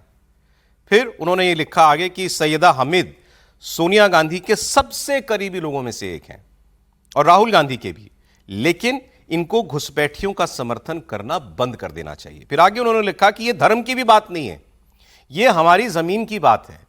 आसाम की डेमोग्राफी जिस तरीके से बदल रही है, अगर वो और आगे चलता रहा तो नॉर्थ ईस्ट के जितने राज्य हैं सबके अस्तित्व पर संकट खड़ा हो जाएगा। Rahul Gandhi and his gang, Rahul Gandhi और उनका गिरोह ये चाहते हैं कि इन घुसपैठियों को भारत का नागरिक और भारत का वोटर बना दिया जाए। बहुत तीखी बात कही किरण रिजिजू ने इनके लिए, लेकिन ऐसा इन्होंने कहा क्या था वो पूरी बात सुनाता हूं। इस वक्त यहाँ मुसलमानों का जो हाल हो रहा है और उनको बांग्लादेशी, और अच्छा बांग्लादेशी बोलने में क्या गुनाह है? अरे भाई बांग्लादेशी भी तो इंसान है। अरे दुनिया इतनी बड़ी है, बांग्लादेशी भी यहाँ हो सकते हैं। किसी का राइट डिप्राइव तो नहीं कर रहे। ये कहना कि उसका राइट डिप्राइव कर रहे हैं, उसका राइट डिप्राइव कर रहे हैं, ये एक बहुत ही it's a very very troublesome and an extremely mischievous and very detrimental to humanity. अरे इंसान हैं तो why can't human beings, अल्लाह ने ये धरती बनाई है इंसानों के लिए, ये हैवानों के लिए तो नहीं बनाई है, इंसानों के लिए बनाई है। और पूरी दुनिया में यूएन में जाइए और कहिए कि ये जो आपके 193 देश हैं कितने, ये सब बंद कर दीजिए, कोई ज़रूरत नहीं है इन सब की, और पूरी दुनिया का एक इलेक्शन करा लीजिए, फिर उसी में चुन लीजिए दुनिया का राष्ट्रपति। उन्होंने कहा भाई इंसानियत की बात है, बांग्लादेशी इंसान है, चले जाना चाहिए बांग्लादेश। ऐसे लोगों को भारत से निकाल के बाहर करना चाहिए। ये विशुद्ध देशद्रोही लोग हैं। इस वक्त जो ये बात कर रहा है, बांग्लादेश में हिंदुओं को चुन चुनकर मारा गया, उनके घर के बच्चियां, उनके लोग जो नौकरी करने गए लौटे नहीं। वहां जिसने उस देश को, उस मुल्क को बनाया, शेख मुजीबुर रहमान, उसकी प्रतिमाएं तोड़ दी गई और ये बता रही कि धरती अल्लाह ने बनाई है तो चले जाओ ना भैया मिडिल ईस्ट की तरफ। रोका किसने है? पाकिस्तान और बांग्लादेश बना क्यों है?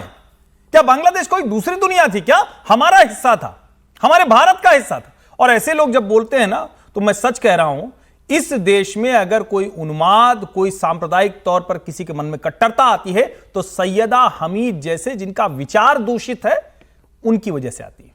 और ये लोग उस सरकार में महत्वपूर्ण पदों पर रहे, सिर्फ नीति आयोग के सदस्य नहीं रही है। वो ठीक लिखा गया उनके बारे में, सोनिया जी के साथ जितनी पार्टीज दिखती थी उसमें अगर कोई उनकी दोस्त की तरह नजर आती थी तो सैयदा हमीद नजर आती थी।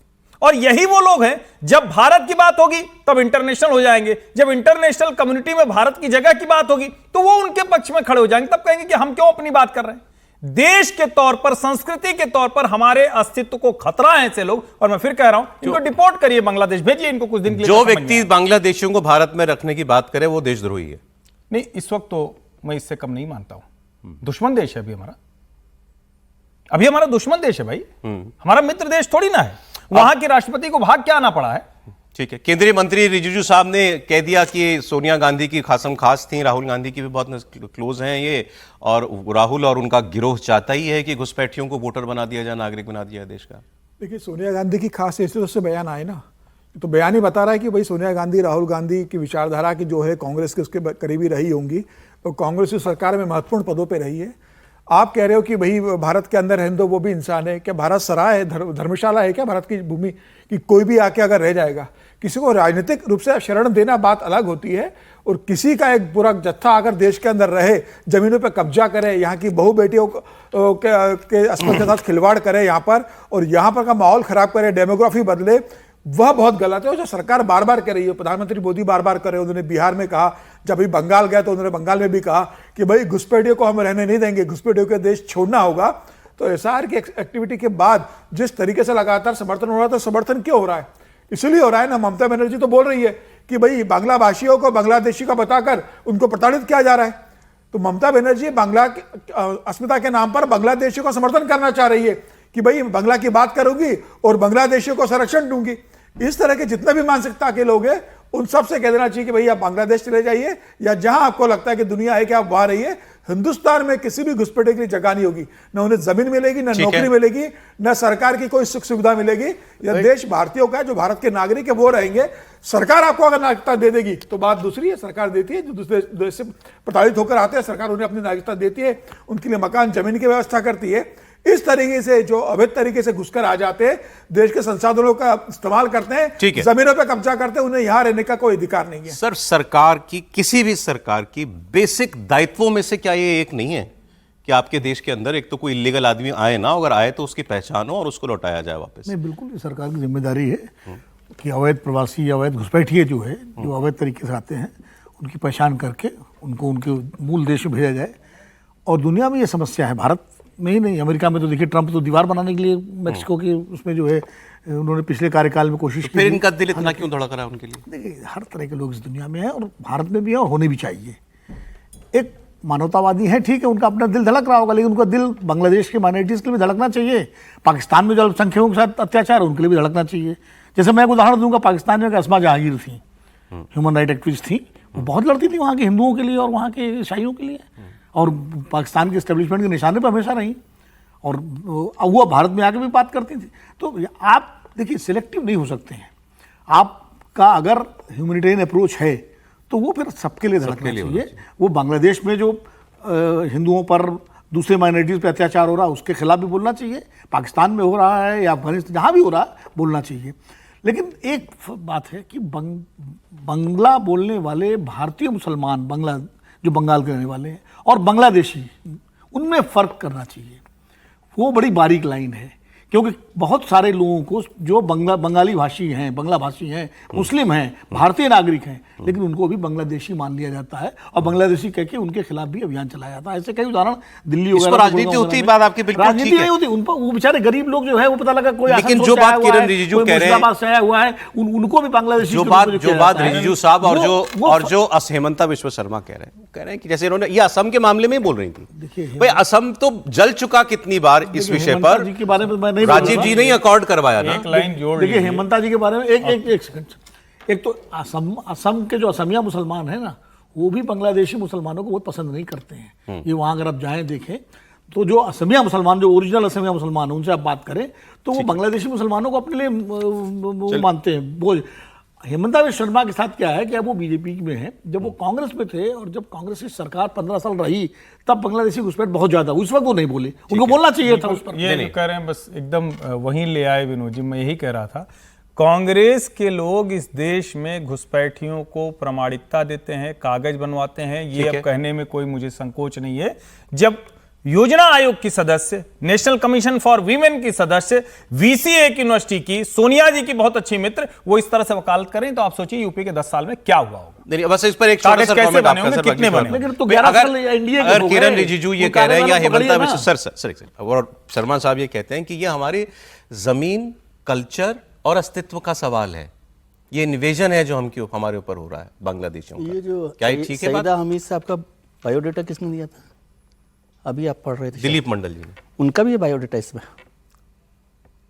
सर मुझे लेकिन ये नहीं issue समझ आ रहा, में- आप कहां से क्यों मैं हर issue हर दूसरा इशू की पूछ क्यों पकड़ते हैं? बारीक लाइन, सीधी बारीक बात लाइन। भी जो नहीं, ये इशू पर इस पर आपने जो बात कही ना वो ज्यादा बेहतर है कि वो इतने मासूम तरीके से बात कर रही हैं, तो जो मासूम होगा वो करेगा। इसमें कोई बहस नहीं हो सकती दुनिया भर में। हिंदुस्तान की बात नहीं है, आप इसको हिंदुस्तान से मत जोड़िए। दुनिया भर में बहस नहीं हो सकती कि घुसपैठियों को लेकर सरकार को क्या करना चाहिए। बल्कि हम तो ये बार बार इस बात पर जोर दे रहे हैं कि घुसपैठियों की पहचान करनी चाहिए और उनको जो निकालने का जो भी काम है उस पर कड़े तरीके से आगे बढ़ना चाहिए। मैं इसमें कोई सपोर्ट करने की बात ही नहीं है, लेकिन उस पर काम हो, इसमें मुझे नहीं लगता कि कोई विवाद होना चाहिए। सर वो वही तो कह रही है कि चलिए, ऐसा काम हो रहा है, भाजपा सरकार बांग्लादेशी घुसपैठियों को भेज रही बाहर, वही तो कह रही है वो एक्चुअली उनको इसलिए कहना बोली नहीं, यही कह रहे हैं। इसीलिए वो कि भाई, बड़े, तो और भारतीय उन्होंने देश उनका में दर्द ये विचार रखने का हक था, है। पूरा बोल बयान ये था कि भाई रहे हैं। बड़े इनह्यूमन तरीके से उनको भेजा जा रहा है। बिल्कुल। ये इसीलिए उनको नहीं, उनका हमें मुझे तो सुन प्रॉब्लम के है। अच्छा लग रहा है। अखिलेश यादव पर एक खबर आ रही है, अखिलेश यादव का बीजेपी सरकार पर निशाना। कहा अखिलेश यादव ने कि राज्य में पीडीए के लोगों को प्रताड़ित किया जा रहा है। पीडीए मतलब पिछड़ा, दलित, अल्पसंख्यक, इनके लोग सबसे ज्यादा दुखी हैं। और उन्होंने ये भी कहा कि जो गड्ढा खोदते हैं फिर वो उसी में गिरते हैं। ये बात अखिलेश यादव ने अभी जो है ये स्टेटमेंट दिया है। तो पीडीए की बात उन्होंने कह दी। अब पीडीए को लेकर के तो बड़ी कंट्रोवर्सी इस वक्त चल रही है प्रदेश के अंदर। और उन्होंने पीडीए में शायद कई और जातियों का नाम भी कल परसों में लिया है, बहुत सारे, कि कौन कौन से समाज हमारे और पीडीए के अंदर आते हैं।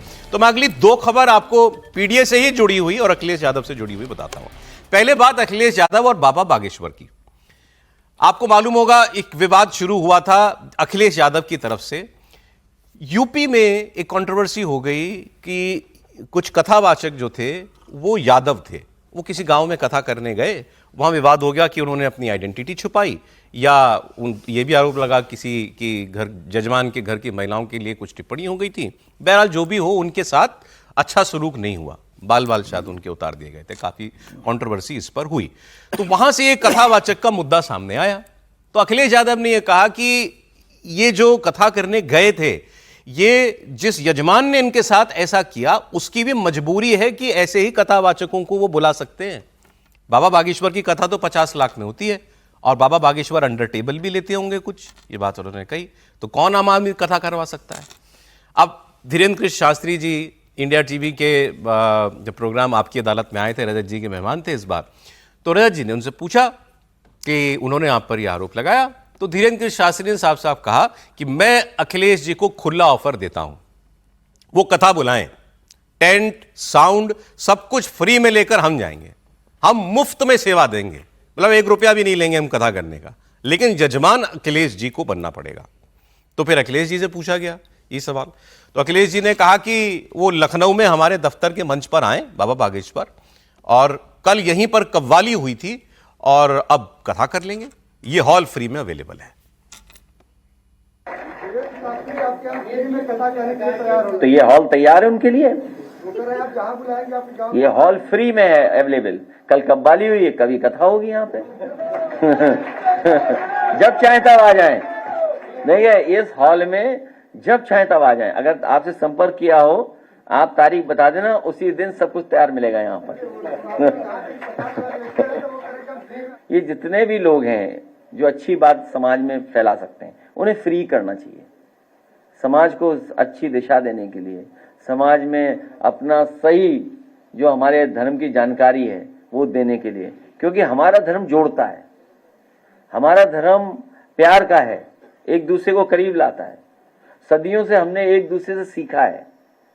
ऐसे दुनिया में कहीं परंपराएं नहीं जो अपने यहाँ हैं, लेकिन हमारा धर्म भेदभाव नहीं सिखाता, हमारा धर्म दूसरा रास्ता नहीं दिखाता। जब आना चाहे आए, अच्छी बात कहने के लिए सब अलाउड है, इसी हॉल में, इसी जगह पर, जब चाहे तब आ जाए, कोई भी साधु उसमें। अखिलेश यादव की बात सुन रहा था, वो कह रहे थे कि अगर आपको बागेश्वर बाबा की कथा करानी हो तो 50 लाख रुपए खर्च करने पड़ते हैं। गरीब आदमी तो हैसियत ही नहीं है उनसे कथा करवाने की। हम उनको निवेदन करना चाहेंगे आपकी अदालत के माध्यम से कि दक्षिणा हम लेते हैं, इसमें कोई संदेह नहीं, पर जितनी उन्होंने कही है उतनी अभी तक हमें मिली नहीं। उनसे हम कहेंगे कि उनकी श्रद्धा यदि जगे, हमारी कथा करवाएं। हम उनके गांव में जहां वो कहेंगे वहां आएंगे, टेंट भी अपना लाएंगे, साउंड भी अपना लाएंगे, यजमान उनको बनना पड़ेगा, 1 रुपया दक्षिणा नहीं लेंगे और कथा सुना करके जाएंगे। अब मैं तो इमेजिन करने लगा अखिलेश जी के कमरे में जो हॉल वो बता रहे हैं, ऑफर कर रहे हैं, अखिलेश जी बैठे हैं नीचे आलती पालती मार के और कथा कह रहे हैं आसन लगा करके। धीरेन्द्र शास्त्री जी, क्या सीन होगा सर? बड़ा अच्छा सीन होगा। अखिलेश जी बैठे हों, उत्तर प्रदेश के पूर्व मुख्यमंत्री हैं, बड़े नेता हैं, और अगर धीरेन्द्र शास्त्री जी कथा कह रहे हैं तो निश्चित रूप से सबसे बड़ी बात तो ये है कि वो सीन इसलिए भी अच्छा होगा कि अखिलेश जी की जो छवि है, जो आमतौर पर वैसे तो समाजवादी विचारधारा के हैं, समाजवादी पार्टी के मुखिया हैं, लेकिन उनकी छवि एक एंटी हिंदू के रूप में जो पेंट की जाती है, खास करके भारतीय जनता पार्टी के द्वारा, उनके नेताओं के द्वारा, तो कम से कम वो भी एक अलग दृश्य होगा कि वो कथा सुन रहे हैं और धीरेन्द्र शास्त्री जी, जिनको माना जाता है कि वो हिंदुत्व की प्रचारक भी हैं, कथा के साथ साथ वो कथा कर रहे हैं, तो इससे दोनों की छवि में थोड़ा इजाफा होगा। तो पीडीए संकट में नहीं आएगा? पीडीए क्या संकट में आएगा? कथा सुनने तो बहुत सारे पीडीए वाले भी आते हैं भाई, हिंदू धर्म में तो पीडीए भी है। ठीक है, देखिए उनको जो है धीरेन्द्र शास्त्री जी को की छवि में ये इजाफा होगा कि वो हिंदुत्ववादियों के अलावा वो जो गैर हिंदुत्ववादी वहाँ भी जाते हैं, तो उनकी छवि भी बदलेगी, और अखिलेश जी की जो एंटी हिंदू छवि बनाई गई है वो भी बदलेगी। तो बहुत बढ़िया संयोग है। अखिलेश कभी नहीं कराएंगे कथा। मैं चुनौती देता हूं, अखिलेश यादव अपने पार्टी में धीरेन्द्र शास्त्री की कथा करवा लें।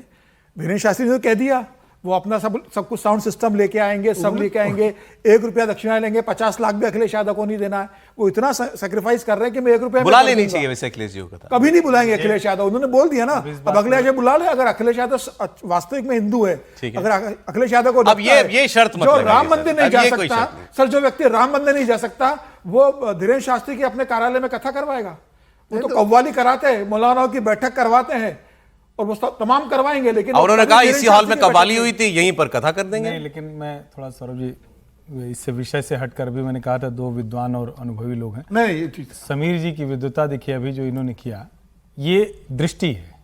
ये कह रहे हैं कि अखिलेश जी कथा कराएंगे नहीं, और अगर आप ध्यान से देखिए इतना सुंदर प्रस्ताव था, रजत जी ने सीधा सवाल पूछा, सीधा जवाब आया कि हाँ दक्षिणा लेते हैं, सब कुछ लेते हैं, लेकिन अपना टेंट, साउंड, सामियाना सब लेके आएंगे, आप जजमान बन जाइए। कितना सुंदर दृश्य होता। मुझे पार्टी कार्यालय का तो बिल्कुल सुंदर दृश्य नहीं लगता। धीरेन्द्र शास्त्री जैसा इतना बड़ा कथावाचक उस छोटे से हॉल में कथा सुनाएगा, वो भी उनको ये भी बताना है कि कल यहां कव्वाली हुई थी, आज कथा कर लो। तो उनका अपना एजेंडा है। सुंदर दृश्य तब होता जब अखिलेश यादव कहते हैं हाँ हम कराएंगे, सैफई में अपने गांव में अखिलेश यादव और डिंपल यादव। आप कह रहे हैं जवाब में भी अखिलेश यादव ने वो मान नहीं दिखाया धीरेन्द्र शास्त्री के वो लिए। तंज किया, हास्य किया कि होती रहती कथा, यहीं कर लो। उनको आप देख लीजिए ना, आप फिर से चला दीजिए, बाइट चला दीजिए। लेकिन सुंदर दृश्य ये न होता। सुंदर दृश्य तब होता जब अखिलेश जी और डिंपल जी जजमान के तौर पर बैठते, धीरेन्द्र शास्त्री उनके गांव में बढ़िया कथा सुनाते, सैफई में दूर दूर से लोग आते और उसको हम लोग चर्चा करते। सर पीडीए पे एक और खबर है, इस पर आपका लेकिन क्या कहना है? नहीं, मैं अखिलेश जी को बेहतर तरीके से रेस्पॉन्ड करना चाहिए था कि ठीक है आए वहां पर, न तो वैसे न वो आने वाले हैं न वो करने वाले हैं। फैक्ट तो ये है, हम लोग ऐसी चर्चा कर रहे हैं क्योंकि हमारे पास भी कोई बात नहीं है इसलिए, लेकिन उनको अच्छे से बोलना चाहिए था कि हाँ आए, स्वागत है, इसमें क्या हो गया। और फिर मैं कह रहा हूँ आप उनको इतना कहते हैं, विनोद जी ने नहीं बताया, विनोद जी को बताना चाहिए था कि समाजवादियों ने तो रामायण मेला करवाए, लोहिया जी ने करवाए हैं, तो समाजवादी कोई ऐसे रहे हों एंटी हिंदू? नहीं, समाजवादी नहीं रहे कभी, वो तो मुलायम सिंह के समय से और लालू जी के समय शुरू हुआ। पॉजिटिव रेस्पॉन्ड भी करना चाहिए हमेशा, कभी नहीं रहा, हमेशा एक तंज के साथ गोली चलवा दी। हाँ, मतलब हर बात में तंज भी अच्छा की जरूरत नहीं है उसमें, कहते हैं सीधे वो कहते हैं बड़ा अच्छा प्रस्ताव है, कभी मौका आएगा तो जरूर कराएंगे। इसमें तो हमें सोचता ही नहीं कोई कहे कल यहाँ कवाली हुई थी, ये रेफरेंस देने की कोई जरूरत थी? इसमें भी बैलेंस किया, इसमें भी बैलेंस किया, इसमें भी उनको पहले कवाली याद आई, पॉजिटिव तरीके से भी कह देते हैं हाँ ठीक है बहुत अच्छा प्रस्ताव है। हम जाति कर रहे हैं अखिलेश यादव के साथ, गंगा जमनी संस्कृति में कव्वाली का भी स्थान है, वो भी एक सूफियाना। गंगा जमुनी संस्कृति कहाँ से आ गई सर? गंगा भी हमारी, जमुना भी हमारी, इसमें संस्कृति कहाँ से आ गई? गंगा जमुनी की संस्कृति नहीं था, ये गंगा जमुनी संस्कृति कैसे हो गई? गंगा हमारी, जमुना हमारी, तो हमारी संस्कृति हो गई सर। तो ये गंगा जमुनी कैसे, आप रिलेट तो कीजिए, इस पे एक लाइन बता दीजिए ना, गंगा जमुनी संस्कृति। हाँ, गंगा और जमुनी का जो दुआबा है, हाँ, जिसके बीच में जो है जो इलाका है, संगम नहीं, पूरा उत्तर प्रदेश का जो इलाका जो दुआबा कहलाता है, उसकी जो साझी संस्कृति है वो है गंगा जमुनी संस्कृति। अरे सर कमाल कर रहे हैं, गंगा भी हिंदुओं की, जमुना भी हिंदुओं की, मुसलमान कहां से आ गया? गंगा उसमें गंगा भी हिंदू मुसलमानों की नहीं, नदी हिंदू मुसलमान नहीं होती, गंगा भारत की है। कव्वाली कथा को जोड़ा, भारत की, मुसलमान भी भारत की। कव्वाली कथा कैसे जुड़ सकती है? क्यों नहीं जुड़ सकती है सर? क्यों नहीं जुड़ सकती है? ये तो आप ये तो अखिलेश यादव वाली देखिए सर, एक वैसे तो देखिए कव्वाली जो है वो ईश्वर के लिए भी होती है और महबूबा के लिए भी होती है, दोनों के लिए होती है। कव्वाली एकदम अलग चीज है, कथा एकदम अलग चीज है, दोनों अलग है, अलग है। लेकिन आपको उसमें भी मैं ये कम्युनल है। नहीं कम्युनल ये जो आप विरोध देख रहे हो, कव्वाली कथा विरोधाभास नहीं है, कम्युनल ये है जहां कुछ है ही नहीं है, जहां सीधे सीधे था कथा होनी, अखिलेश जी कहते हैं अगर अच्छा कव्वाली बोल दिया तो आपत्ति कहां से आ गई? उन्होंने ये तो नहीं कहा कव्वाली साथ में हो, कव्वाली होती है, जानबूझकर बैलेंस करने के लिए ये किया, कथा के सामने कव्वाली का संदर्भ रखा जो पूरी तरह से गलत है। ये तरीका नहीं हो सकता। आपकी नजर में गलत होगा लेकिन समाज की नजर में गलत नहीं है सर, आपके लिए गलत होगा वो, क्योंकि इस देश में कथा और कव्वाली, मुशायरा, कवि सम्मेलन ये सब होते रहे हैं साथ साथ। सर वो ये एक ब्रेक का भी मेरे समय हो गया, वो कह रहे हैं एक शुद्ध धार्मिक काज है कथा। अरे भाई तो उन्होंने क्या दूसरा नहीं है, तो इसलिए तो अपराध कर दिया क्या?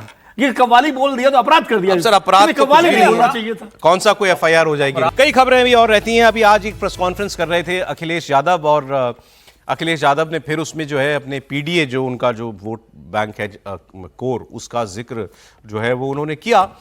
लेकिन पीडीए की एक अलग लड़ाई चल रही है जिसमें अखिलेश यादव और पूजा पाल ये दो किरदार हैं। ये तलखी और बढ़ती जा रही है। कल अखिलेश यादव ने, पूजा पाल ने योगी जी की तारीफ की थी, अतीक अहमद का साम्राज्य जिस तरीके से मिट्टी में मिलाया गया, उन्होंने तारीफ की, कहा मुझे न्याय मिला, मुख्यमंत्री योगी ने मुझे न्याय दिलाया, और प्रदेश में लोग अब उम्मीद से उनकी ओर देखते हैं। सदन में बात हुई, उनको बर्खास्त कर दिया समाजवादी पार्टी से अखिलेश यादव ने। फिर अखिलेश यादव को उन्होंने एक चिट्ठी लिखी थी पूजा पाल ने, और कहा कि आपने मुझे क्यों बर्खास्त किया मैं नहीं जानती हूं, लेकिन मुझे न्याय जिसने दिया मैं उसकी तारीफ तो करूंगी। बहरहाल इसके बाद उन्होंने कहा कि अपनी एक चिट्ठी में कहा कि अगर मुझे कुछ हो जाता है तो मेरी मृत्यु की जिम्मेदार अखिलेश यादव और समाजवादी पार्टी होगी। तो उन्होंने अपनी जान का खतरा सीधे अखिलेश यादव का नाम लेके बताया चिट्ठी में। अखिलेश यादव ने इसके जवाब में एक चिट्ठी लिखी देश के गृह मंत्री अमित शाह को, वो उनके प्रदेश अध्यक्ष के नाम से लिखवाई गई थी चिट्ठी, और उसमें उन्होंने ये कहा और प्रेस कॉन्फ्रेंस करके बोला भी उन्होंने कि इन्होंने इतनी बड़ी बात कह दी कि इनकी जान को खतरा है, तो मुझे यूपी सरकार से तो कोई उम्मीद नहीं है निष्पक्ष जांच की। ये जांच होम मिनिस्टर कराएं और पता करें कि इनकी जान को किससे खतरा है, वरना कहीं ये ना हो कि बीजेपी समर्थक हमारे पीछे पड़ जाए, हमारी जान को खतरा हो जाए। तो इसका दूध का दूध पानी का पानी अब होम मिनिस्टर करें, योगी जी इसकी निष्पक्ष जांच नहीं करा सकते। तो ये पहली चिट्ठी पूजा पाल की, दूसरी चिट्ठी अखिलेश यादव की अमित शाह को। अब इसकी तीसरी चिट्ठी और आ गई, फिर पूजा पाल ने एक लेटर लिख दिया अखिलेश जी को, और अब उन्होंने ये कहा कि आपने ये कहा कि आपने मुझे विधायक बनाया, तो 3 बार मेरे पति और मैं 2 बार, हम अपने दम पर जीते हैं, आपने हमको कभी नहीं जिताया। ये जो पिछला टिकट दिया वो आपने दिया, उससे पहले तो हम अपने दम पर जीतते थे। और उन्होंने ये भी कहा कि मेरे पति की हत्या अतीक अहमद और उसके भाई अशरफ ने की, और आपने मेरे खिलाफ अशरफ को उम्मीदवार बनाया समाजवादी पार्टी का। ये क्यों नहीं बताते आप? तब आपका पीडीए कहां गया था? क्या पाल समाज पिछड़ा समाज नहीं है? आपने पाल समाज के पीछे की एक महिला कैंडिडेट के सामने उसी के पति के हत्यारे को टिकट देके खड़ा किया। ये प्रदेश की जनता कभी नहीं भूलेगी। फिर आगे जो है उन्होंने ये भी कहा कि आपको केवल पीडीए के नाम पर देश में मुख्यमंत्री और यादव दिखाई देते हैं प्रदेश में। आप जब सरकार में थे, जब आप मुख्यमंत्री थे, तो आपने पूरे मंत्रिमंडल को यादवों और मुसलमानों से भर दिया था। आपने कौन से और पिछड़े समाज के व्यक्ति को मंत्री बनाया, यह भी अखिलेश यादव को बताना चाहिए। तो ये सब कुछ चल रहा है। तो इसमें अखिलेश यादव का हमारे पास रिएक्शन है।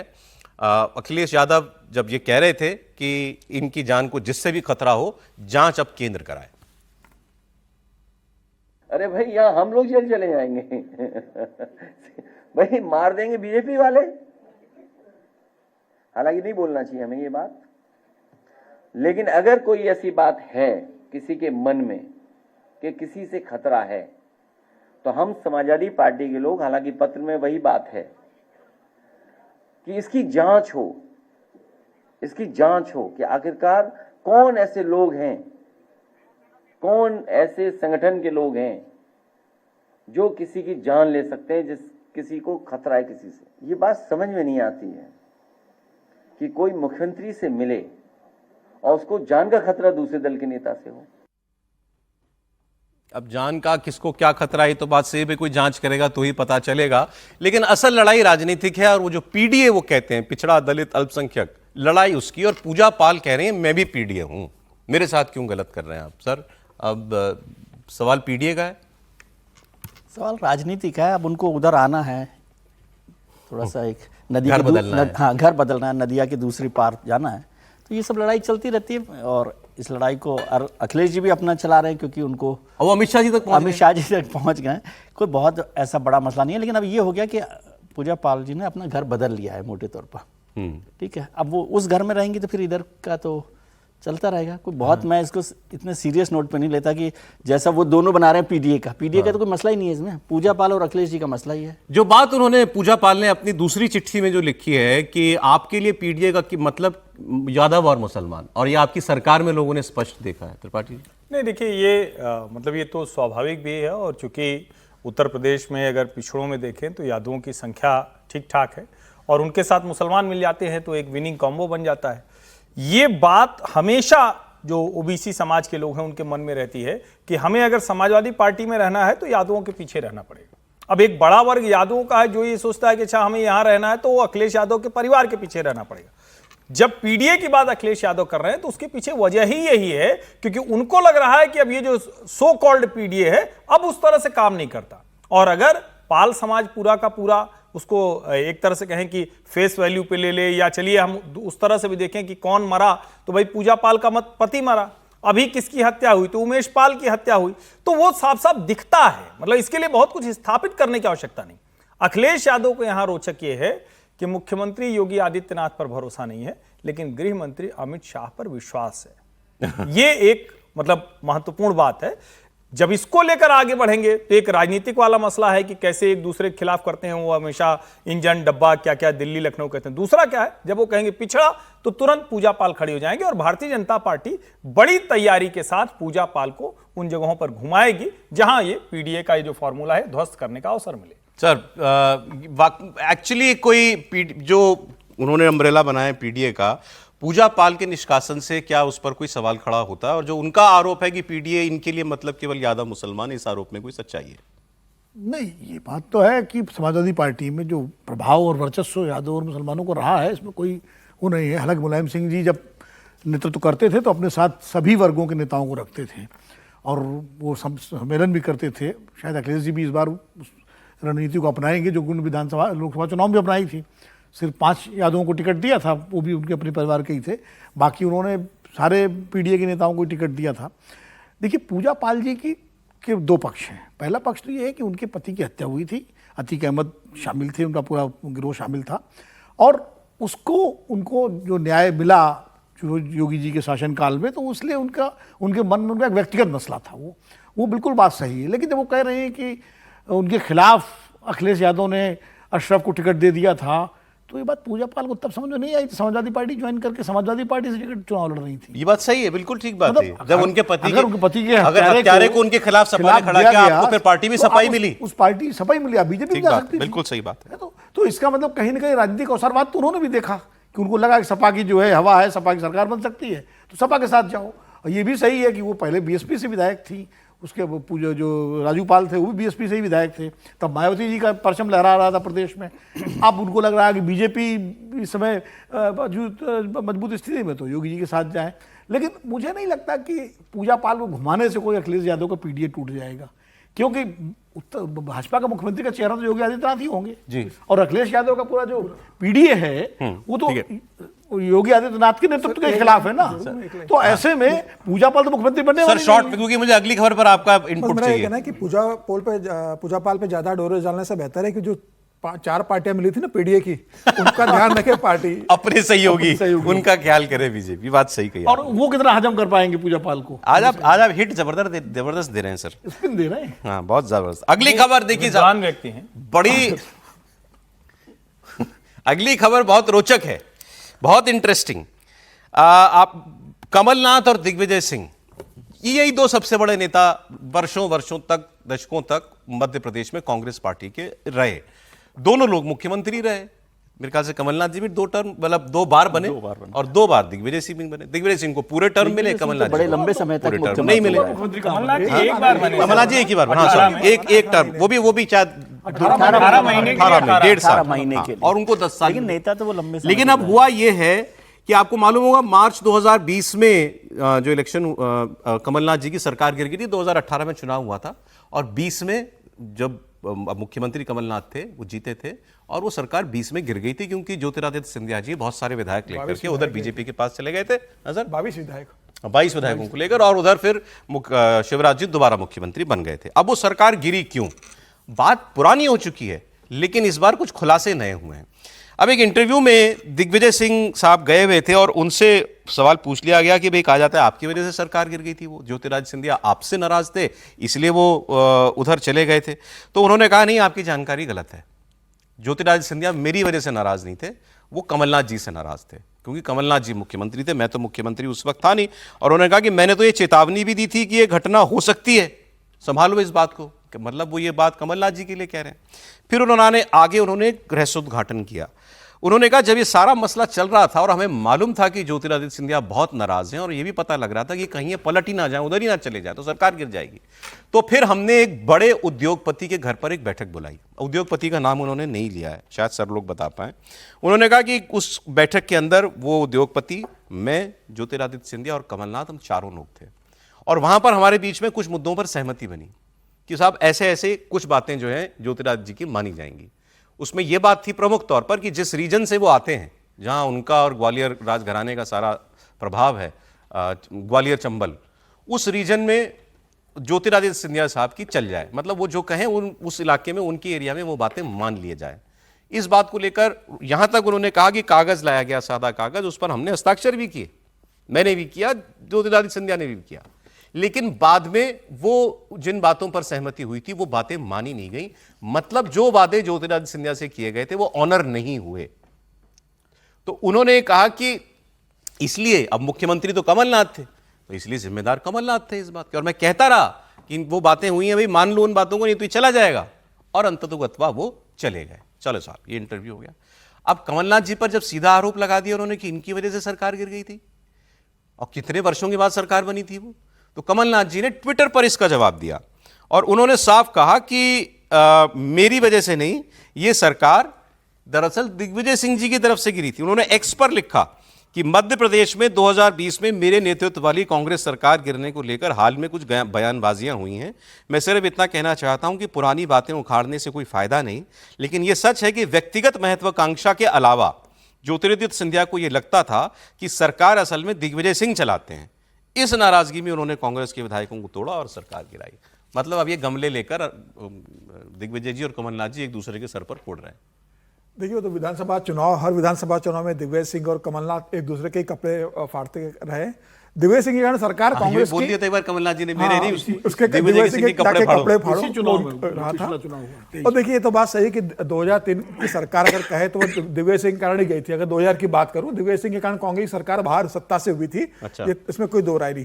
2020 का जो घटनाक्रम जिक्र हो रहा है, उस समय जरूर ज्योतिरादित्य सिंधिया को ये लगातार लगता रहा कि भाई मध्य प्रदेश के अंदर दिग्विजय सिंह का दबदबा है और दिग्विजय सिंह के कारण मेरा राजनीतिक जो ग्राफ है मध्य प्रदेश के अंदर वो स्वीकार एक्सेप्टेंस नहीं हो पा रहा है। विभागों का जो बंटवारा हुआ सीएम तो कमलनाथ थे। नहीं, कमलनाथ मुख्यमंत्री थे, लेकिन एक कहा जाता था कि भाई कमलनाथ दिग्विजय सिंह ने अपने बेटे को बढ़िया मंत्रालय दिलवा दिया, मंत्री बनवा दिया कैबिनेट में दिग्विजय सिंह ने अपने बेटे को। जब ज्योतिरादित्य सिंधिया ने अपने मंत्रियों के लिए अच्छे विभागों की बात करी तो उन्हें कई बड़े विभाग नहीं दिए गए।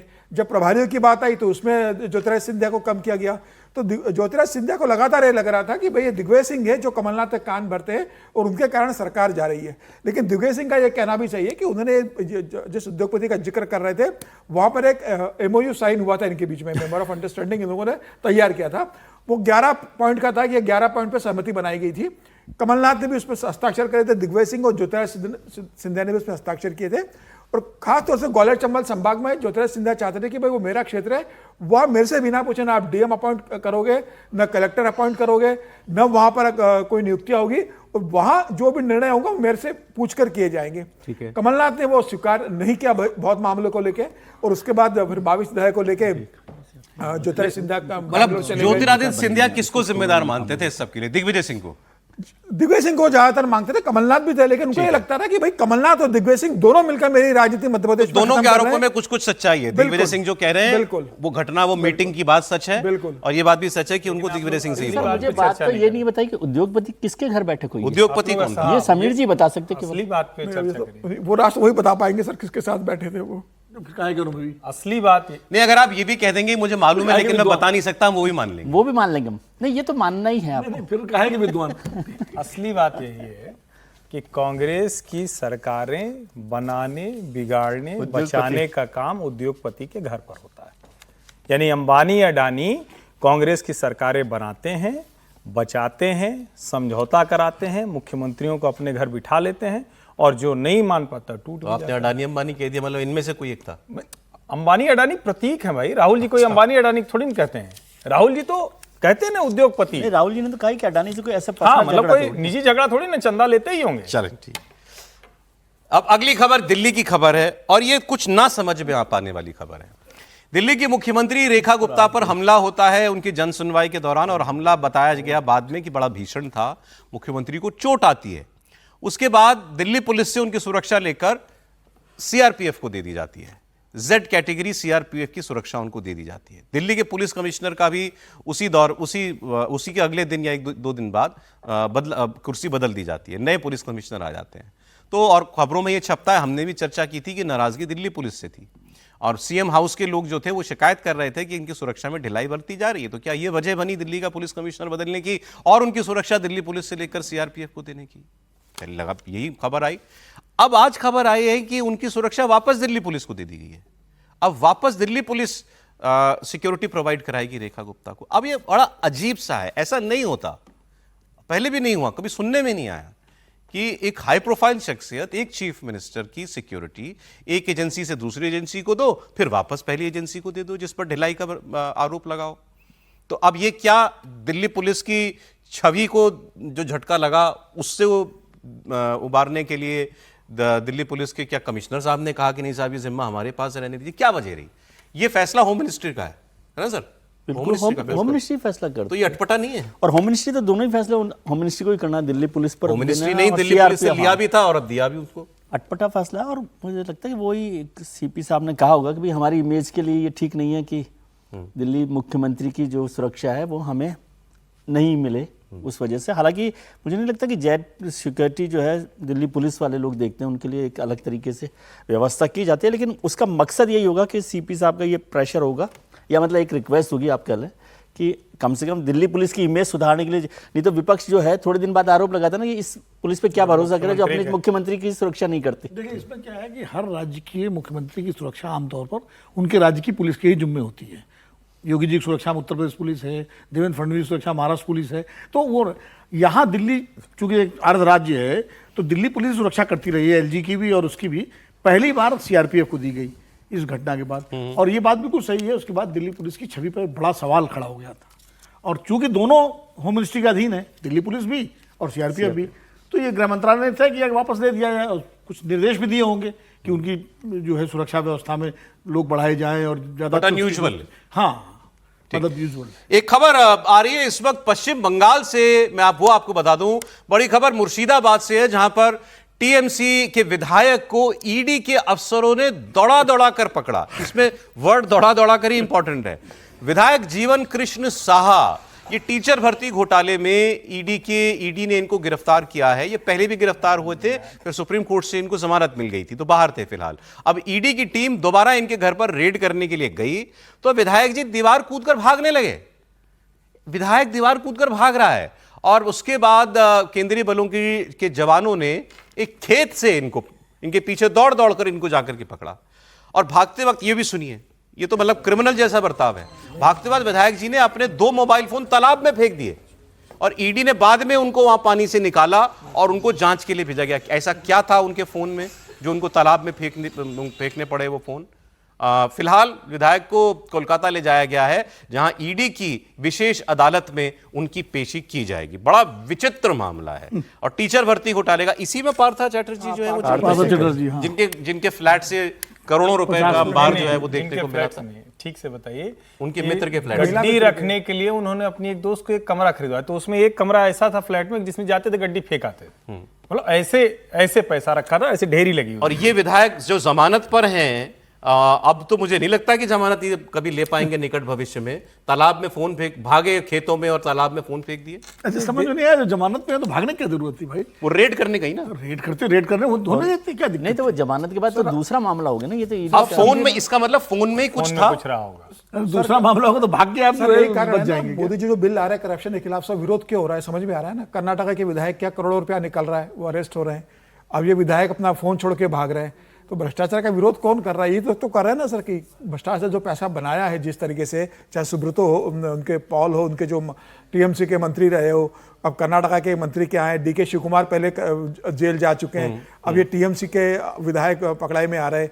इसके पहले झारखंड के राज्यसभा सांसद क्या करोड़ों रुपया निकला, तो यही लोग विरोध करेंगे ना कि अगर भ्रष्टाचार कैसे पकड़ के कैसे लाया जा रहा है विधायक को, देखिए आप, मतलब मुजरिम की तरह पकड़ना पड़ रहा है उनको। वो भाग रहा है, अपराधी की तरह विधायक भाग रहा है। हो ही गए कर्म अगर ऐसे कर रहे हैं तो कर्मफल तो ऐसा ही। खबर मुंबई से आपको देता हूं। इस साल मुंबई में बीएमसी के चुनाव से पहले बीजेपी ने एक बड़ा परिवर्तन किया है। अमित साटम को नया बीजेपी अध्यक्ष बनाया गया है। उन्होंने आशीष शेलार की जगह ली है, जो फडणवीस सरकार में मंत्री भी हैं। अमित साटम अंधेरी वेस्ट से 3 बार के विधायक हैं, लेकिन जो इनसे पहले आशीष शेलार जो थे, वो एक तो लंबे समय से थे, अगर मैं ठीक हूं तो समीर जी, और बड़ा वो एक हाई प्रोफाइल शख्सियत है। तो क्यों ये परिवर्तन किया गया, वो भी चुनाव से हैं, पहले बताइए। इसके 2-3 कारण रहे। एक तो कारण ये रहा कि आशीष शेलार मंत्री बन गए देवेंद्र फडणवीस की सरकार में, और उसके बाद से उन्होंने जब कहा था कि भाई अब मैं मंत्री भी हो, देवेंद्र फडणवीस ने कहा था कि भाई जल्दी नए अध्यक्ष मिलेंगे। अभी महाराष्ट्र के अध्यक्ष रविंद्र चौहान को बना दिया गया था महाराष्ट्र के अंदर बीजेपी का, तो चल रहा था कि मुंबई में अध्यक्ष बदलेंगे। और लगातार जिस तरीके से सरकार के अंदर वो काम कर रहे थे, बीसीसीआई के कोषाध्यक्ष भी है वो, मतलब बीसीसीआई के क्रिकेट प्रशासन में उनकी बड़ी दखलंदाजी आशीष शेलार की।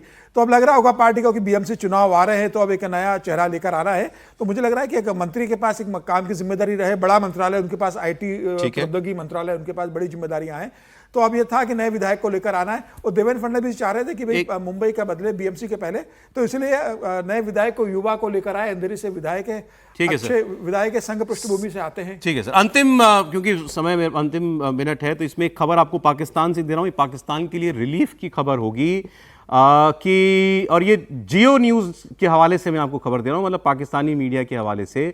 ऑपरेशन सिंदूर के बाद इंडस वाटर ट्रीटी को जब से हमने अबेयंस में रखा या सस्पेंड किया, उसके बाद से पहली बार नई दिल्ली ने इस्लामाबाद को तवी नदी में बाढ़ आने की जानकारी दी है। झूठ है, गलत खबर है ये। सरकार ने बहुत साफ साफ बता दिया, ये पूरी तरह से झूठ है, ये पाकिस्तानी प्रोपेगेंडा है। अच्छा, तो पाकिस्तानी कह रहे हैं इंडिया ने जानकारी दिया, ये वो ऐसा कह रहे, ये बिल्कुल नहीं दिया गया, कोई जानकारी नहीं दी गई। IWT अभी भी अबेयंस में है। नहीं, IWT अबेयंस में केवल ये जानकारी भी नहीं दी, क्योंकि नहीं दी। इसमें समझौते में ये भी है कि वाटर लेवल्स की जानकारी दी जाती है। नहीं, लेकिन कोई जानकारी नहीं दी गई। जो ये पाकिस्तान ये क्लेम कर रहा है कि पहली बार तवी नदी में बाढ़ आ सकती है, इसकी जानकारी जो है वो पाकिस्तान को दी गई है। देखिए, मेरी जो जानकारी है कि पाकिस्तान इसको क्लेम कर रहा है, क्योंकि उनके जो जियो न्यूज की तरफ से किया गया है, लेकिन भारत सरकार की तरफ से न तो कोई इस पर बातचीत हुई है, न कोई जानकारी दी गई है, और जानबूझकर इसलिए कहा जा रहा है जिससे कि लोगों में माहौल बने कि हमको ये भी क्लेम कर रहे हैं कि इंडियन हाई कमीशन ने पाकिस्तान को ये जानकारी भारत सरकार के 24 अगस्त की सुबह यानी कल सुबह दी। अगर ऐसे प्रोपेगेंडा करेंगे तो उसका जवाब प्रोपेगेंडा से होता है। आधार पे कह सकते हैं। नहीं, मैं वही तो कर रहा हूं कि वो किस आधार पर कह रहे हैं। देखिए, वैसे तो अगर बाढ़ की जानकारी दे रहे हैं, केवल बाढ़ की नहीं देना जानकारी चाहिए, क्यों देना चाहिए, क्यों देना, वो भी ना दे, बिल्कुल कोई नहीं देना चाहिए। बाढ़ आने दे आ रही तो देखिए, मानवता वहां तक होती जहां तक मानवता बची रहे। जब गोली चलेगी, जान जा रही, तो मानवता नहीं बचनी चाहिए। तो मानवता की वजह से तो हमने खाली आतंकवादी ठिकानों को मारा था। ठीक, चलिए सर, अब इसके ठिकानों पर नहीं मारा क्योंकि उन्होंने इस पे संदेह जाहिर कर दिया, तो इंडियन भारत मानवता सरकार की का वजह कोई से ही क्या खाली पक्ष है, आतंकवादी ठिकानों पर हमला किया वो भी जो है सामने हम रख देंगे। बहुत शुक्रिया आप समय इतना ही था, त्रिपाठी जी, विजय जी, विनोद जी, समीर जी, बहुत धन्यवाद आपका।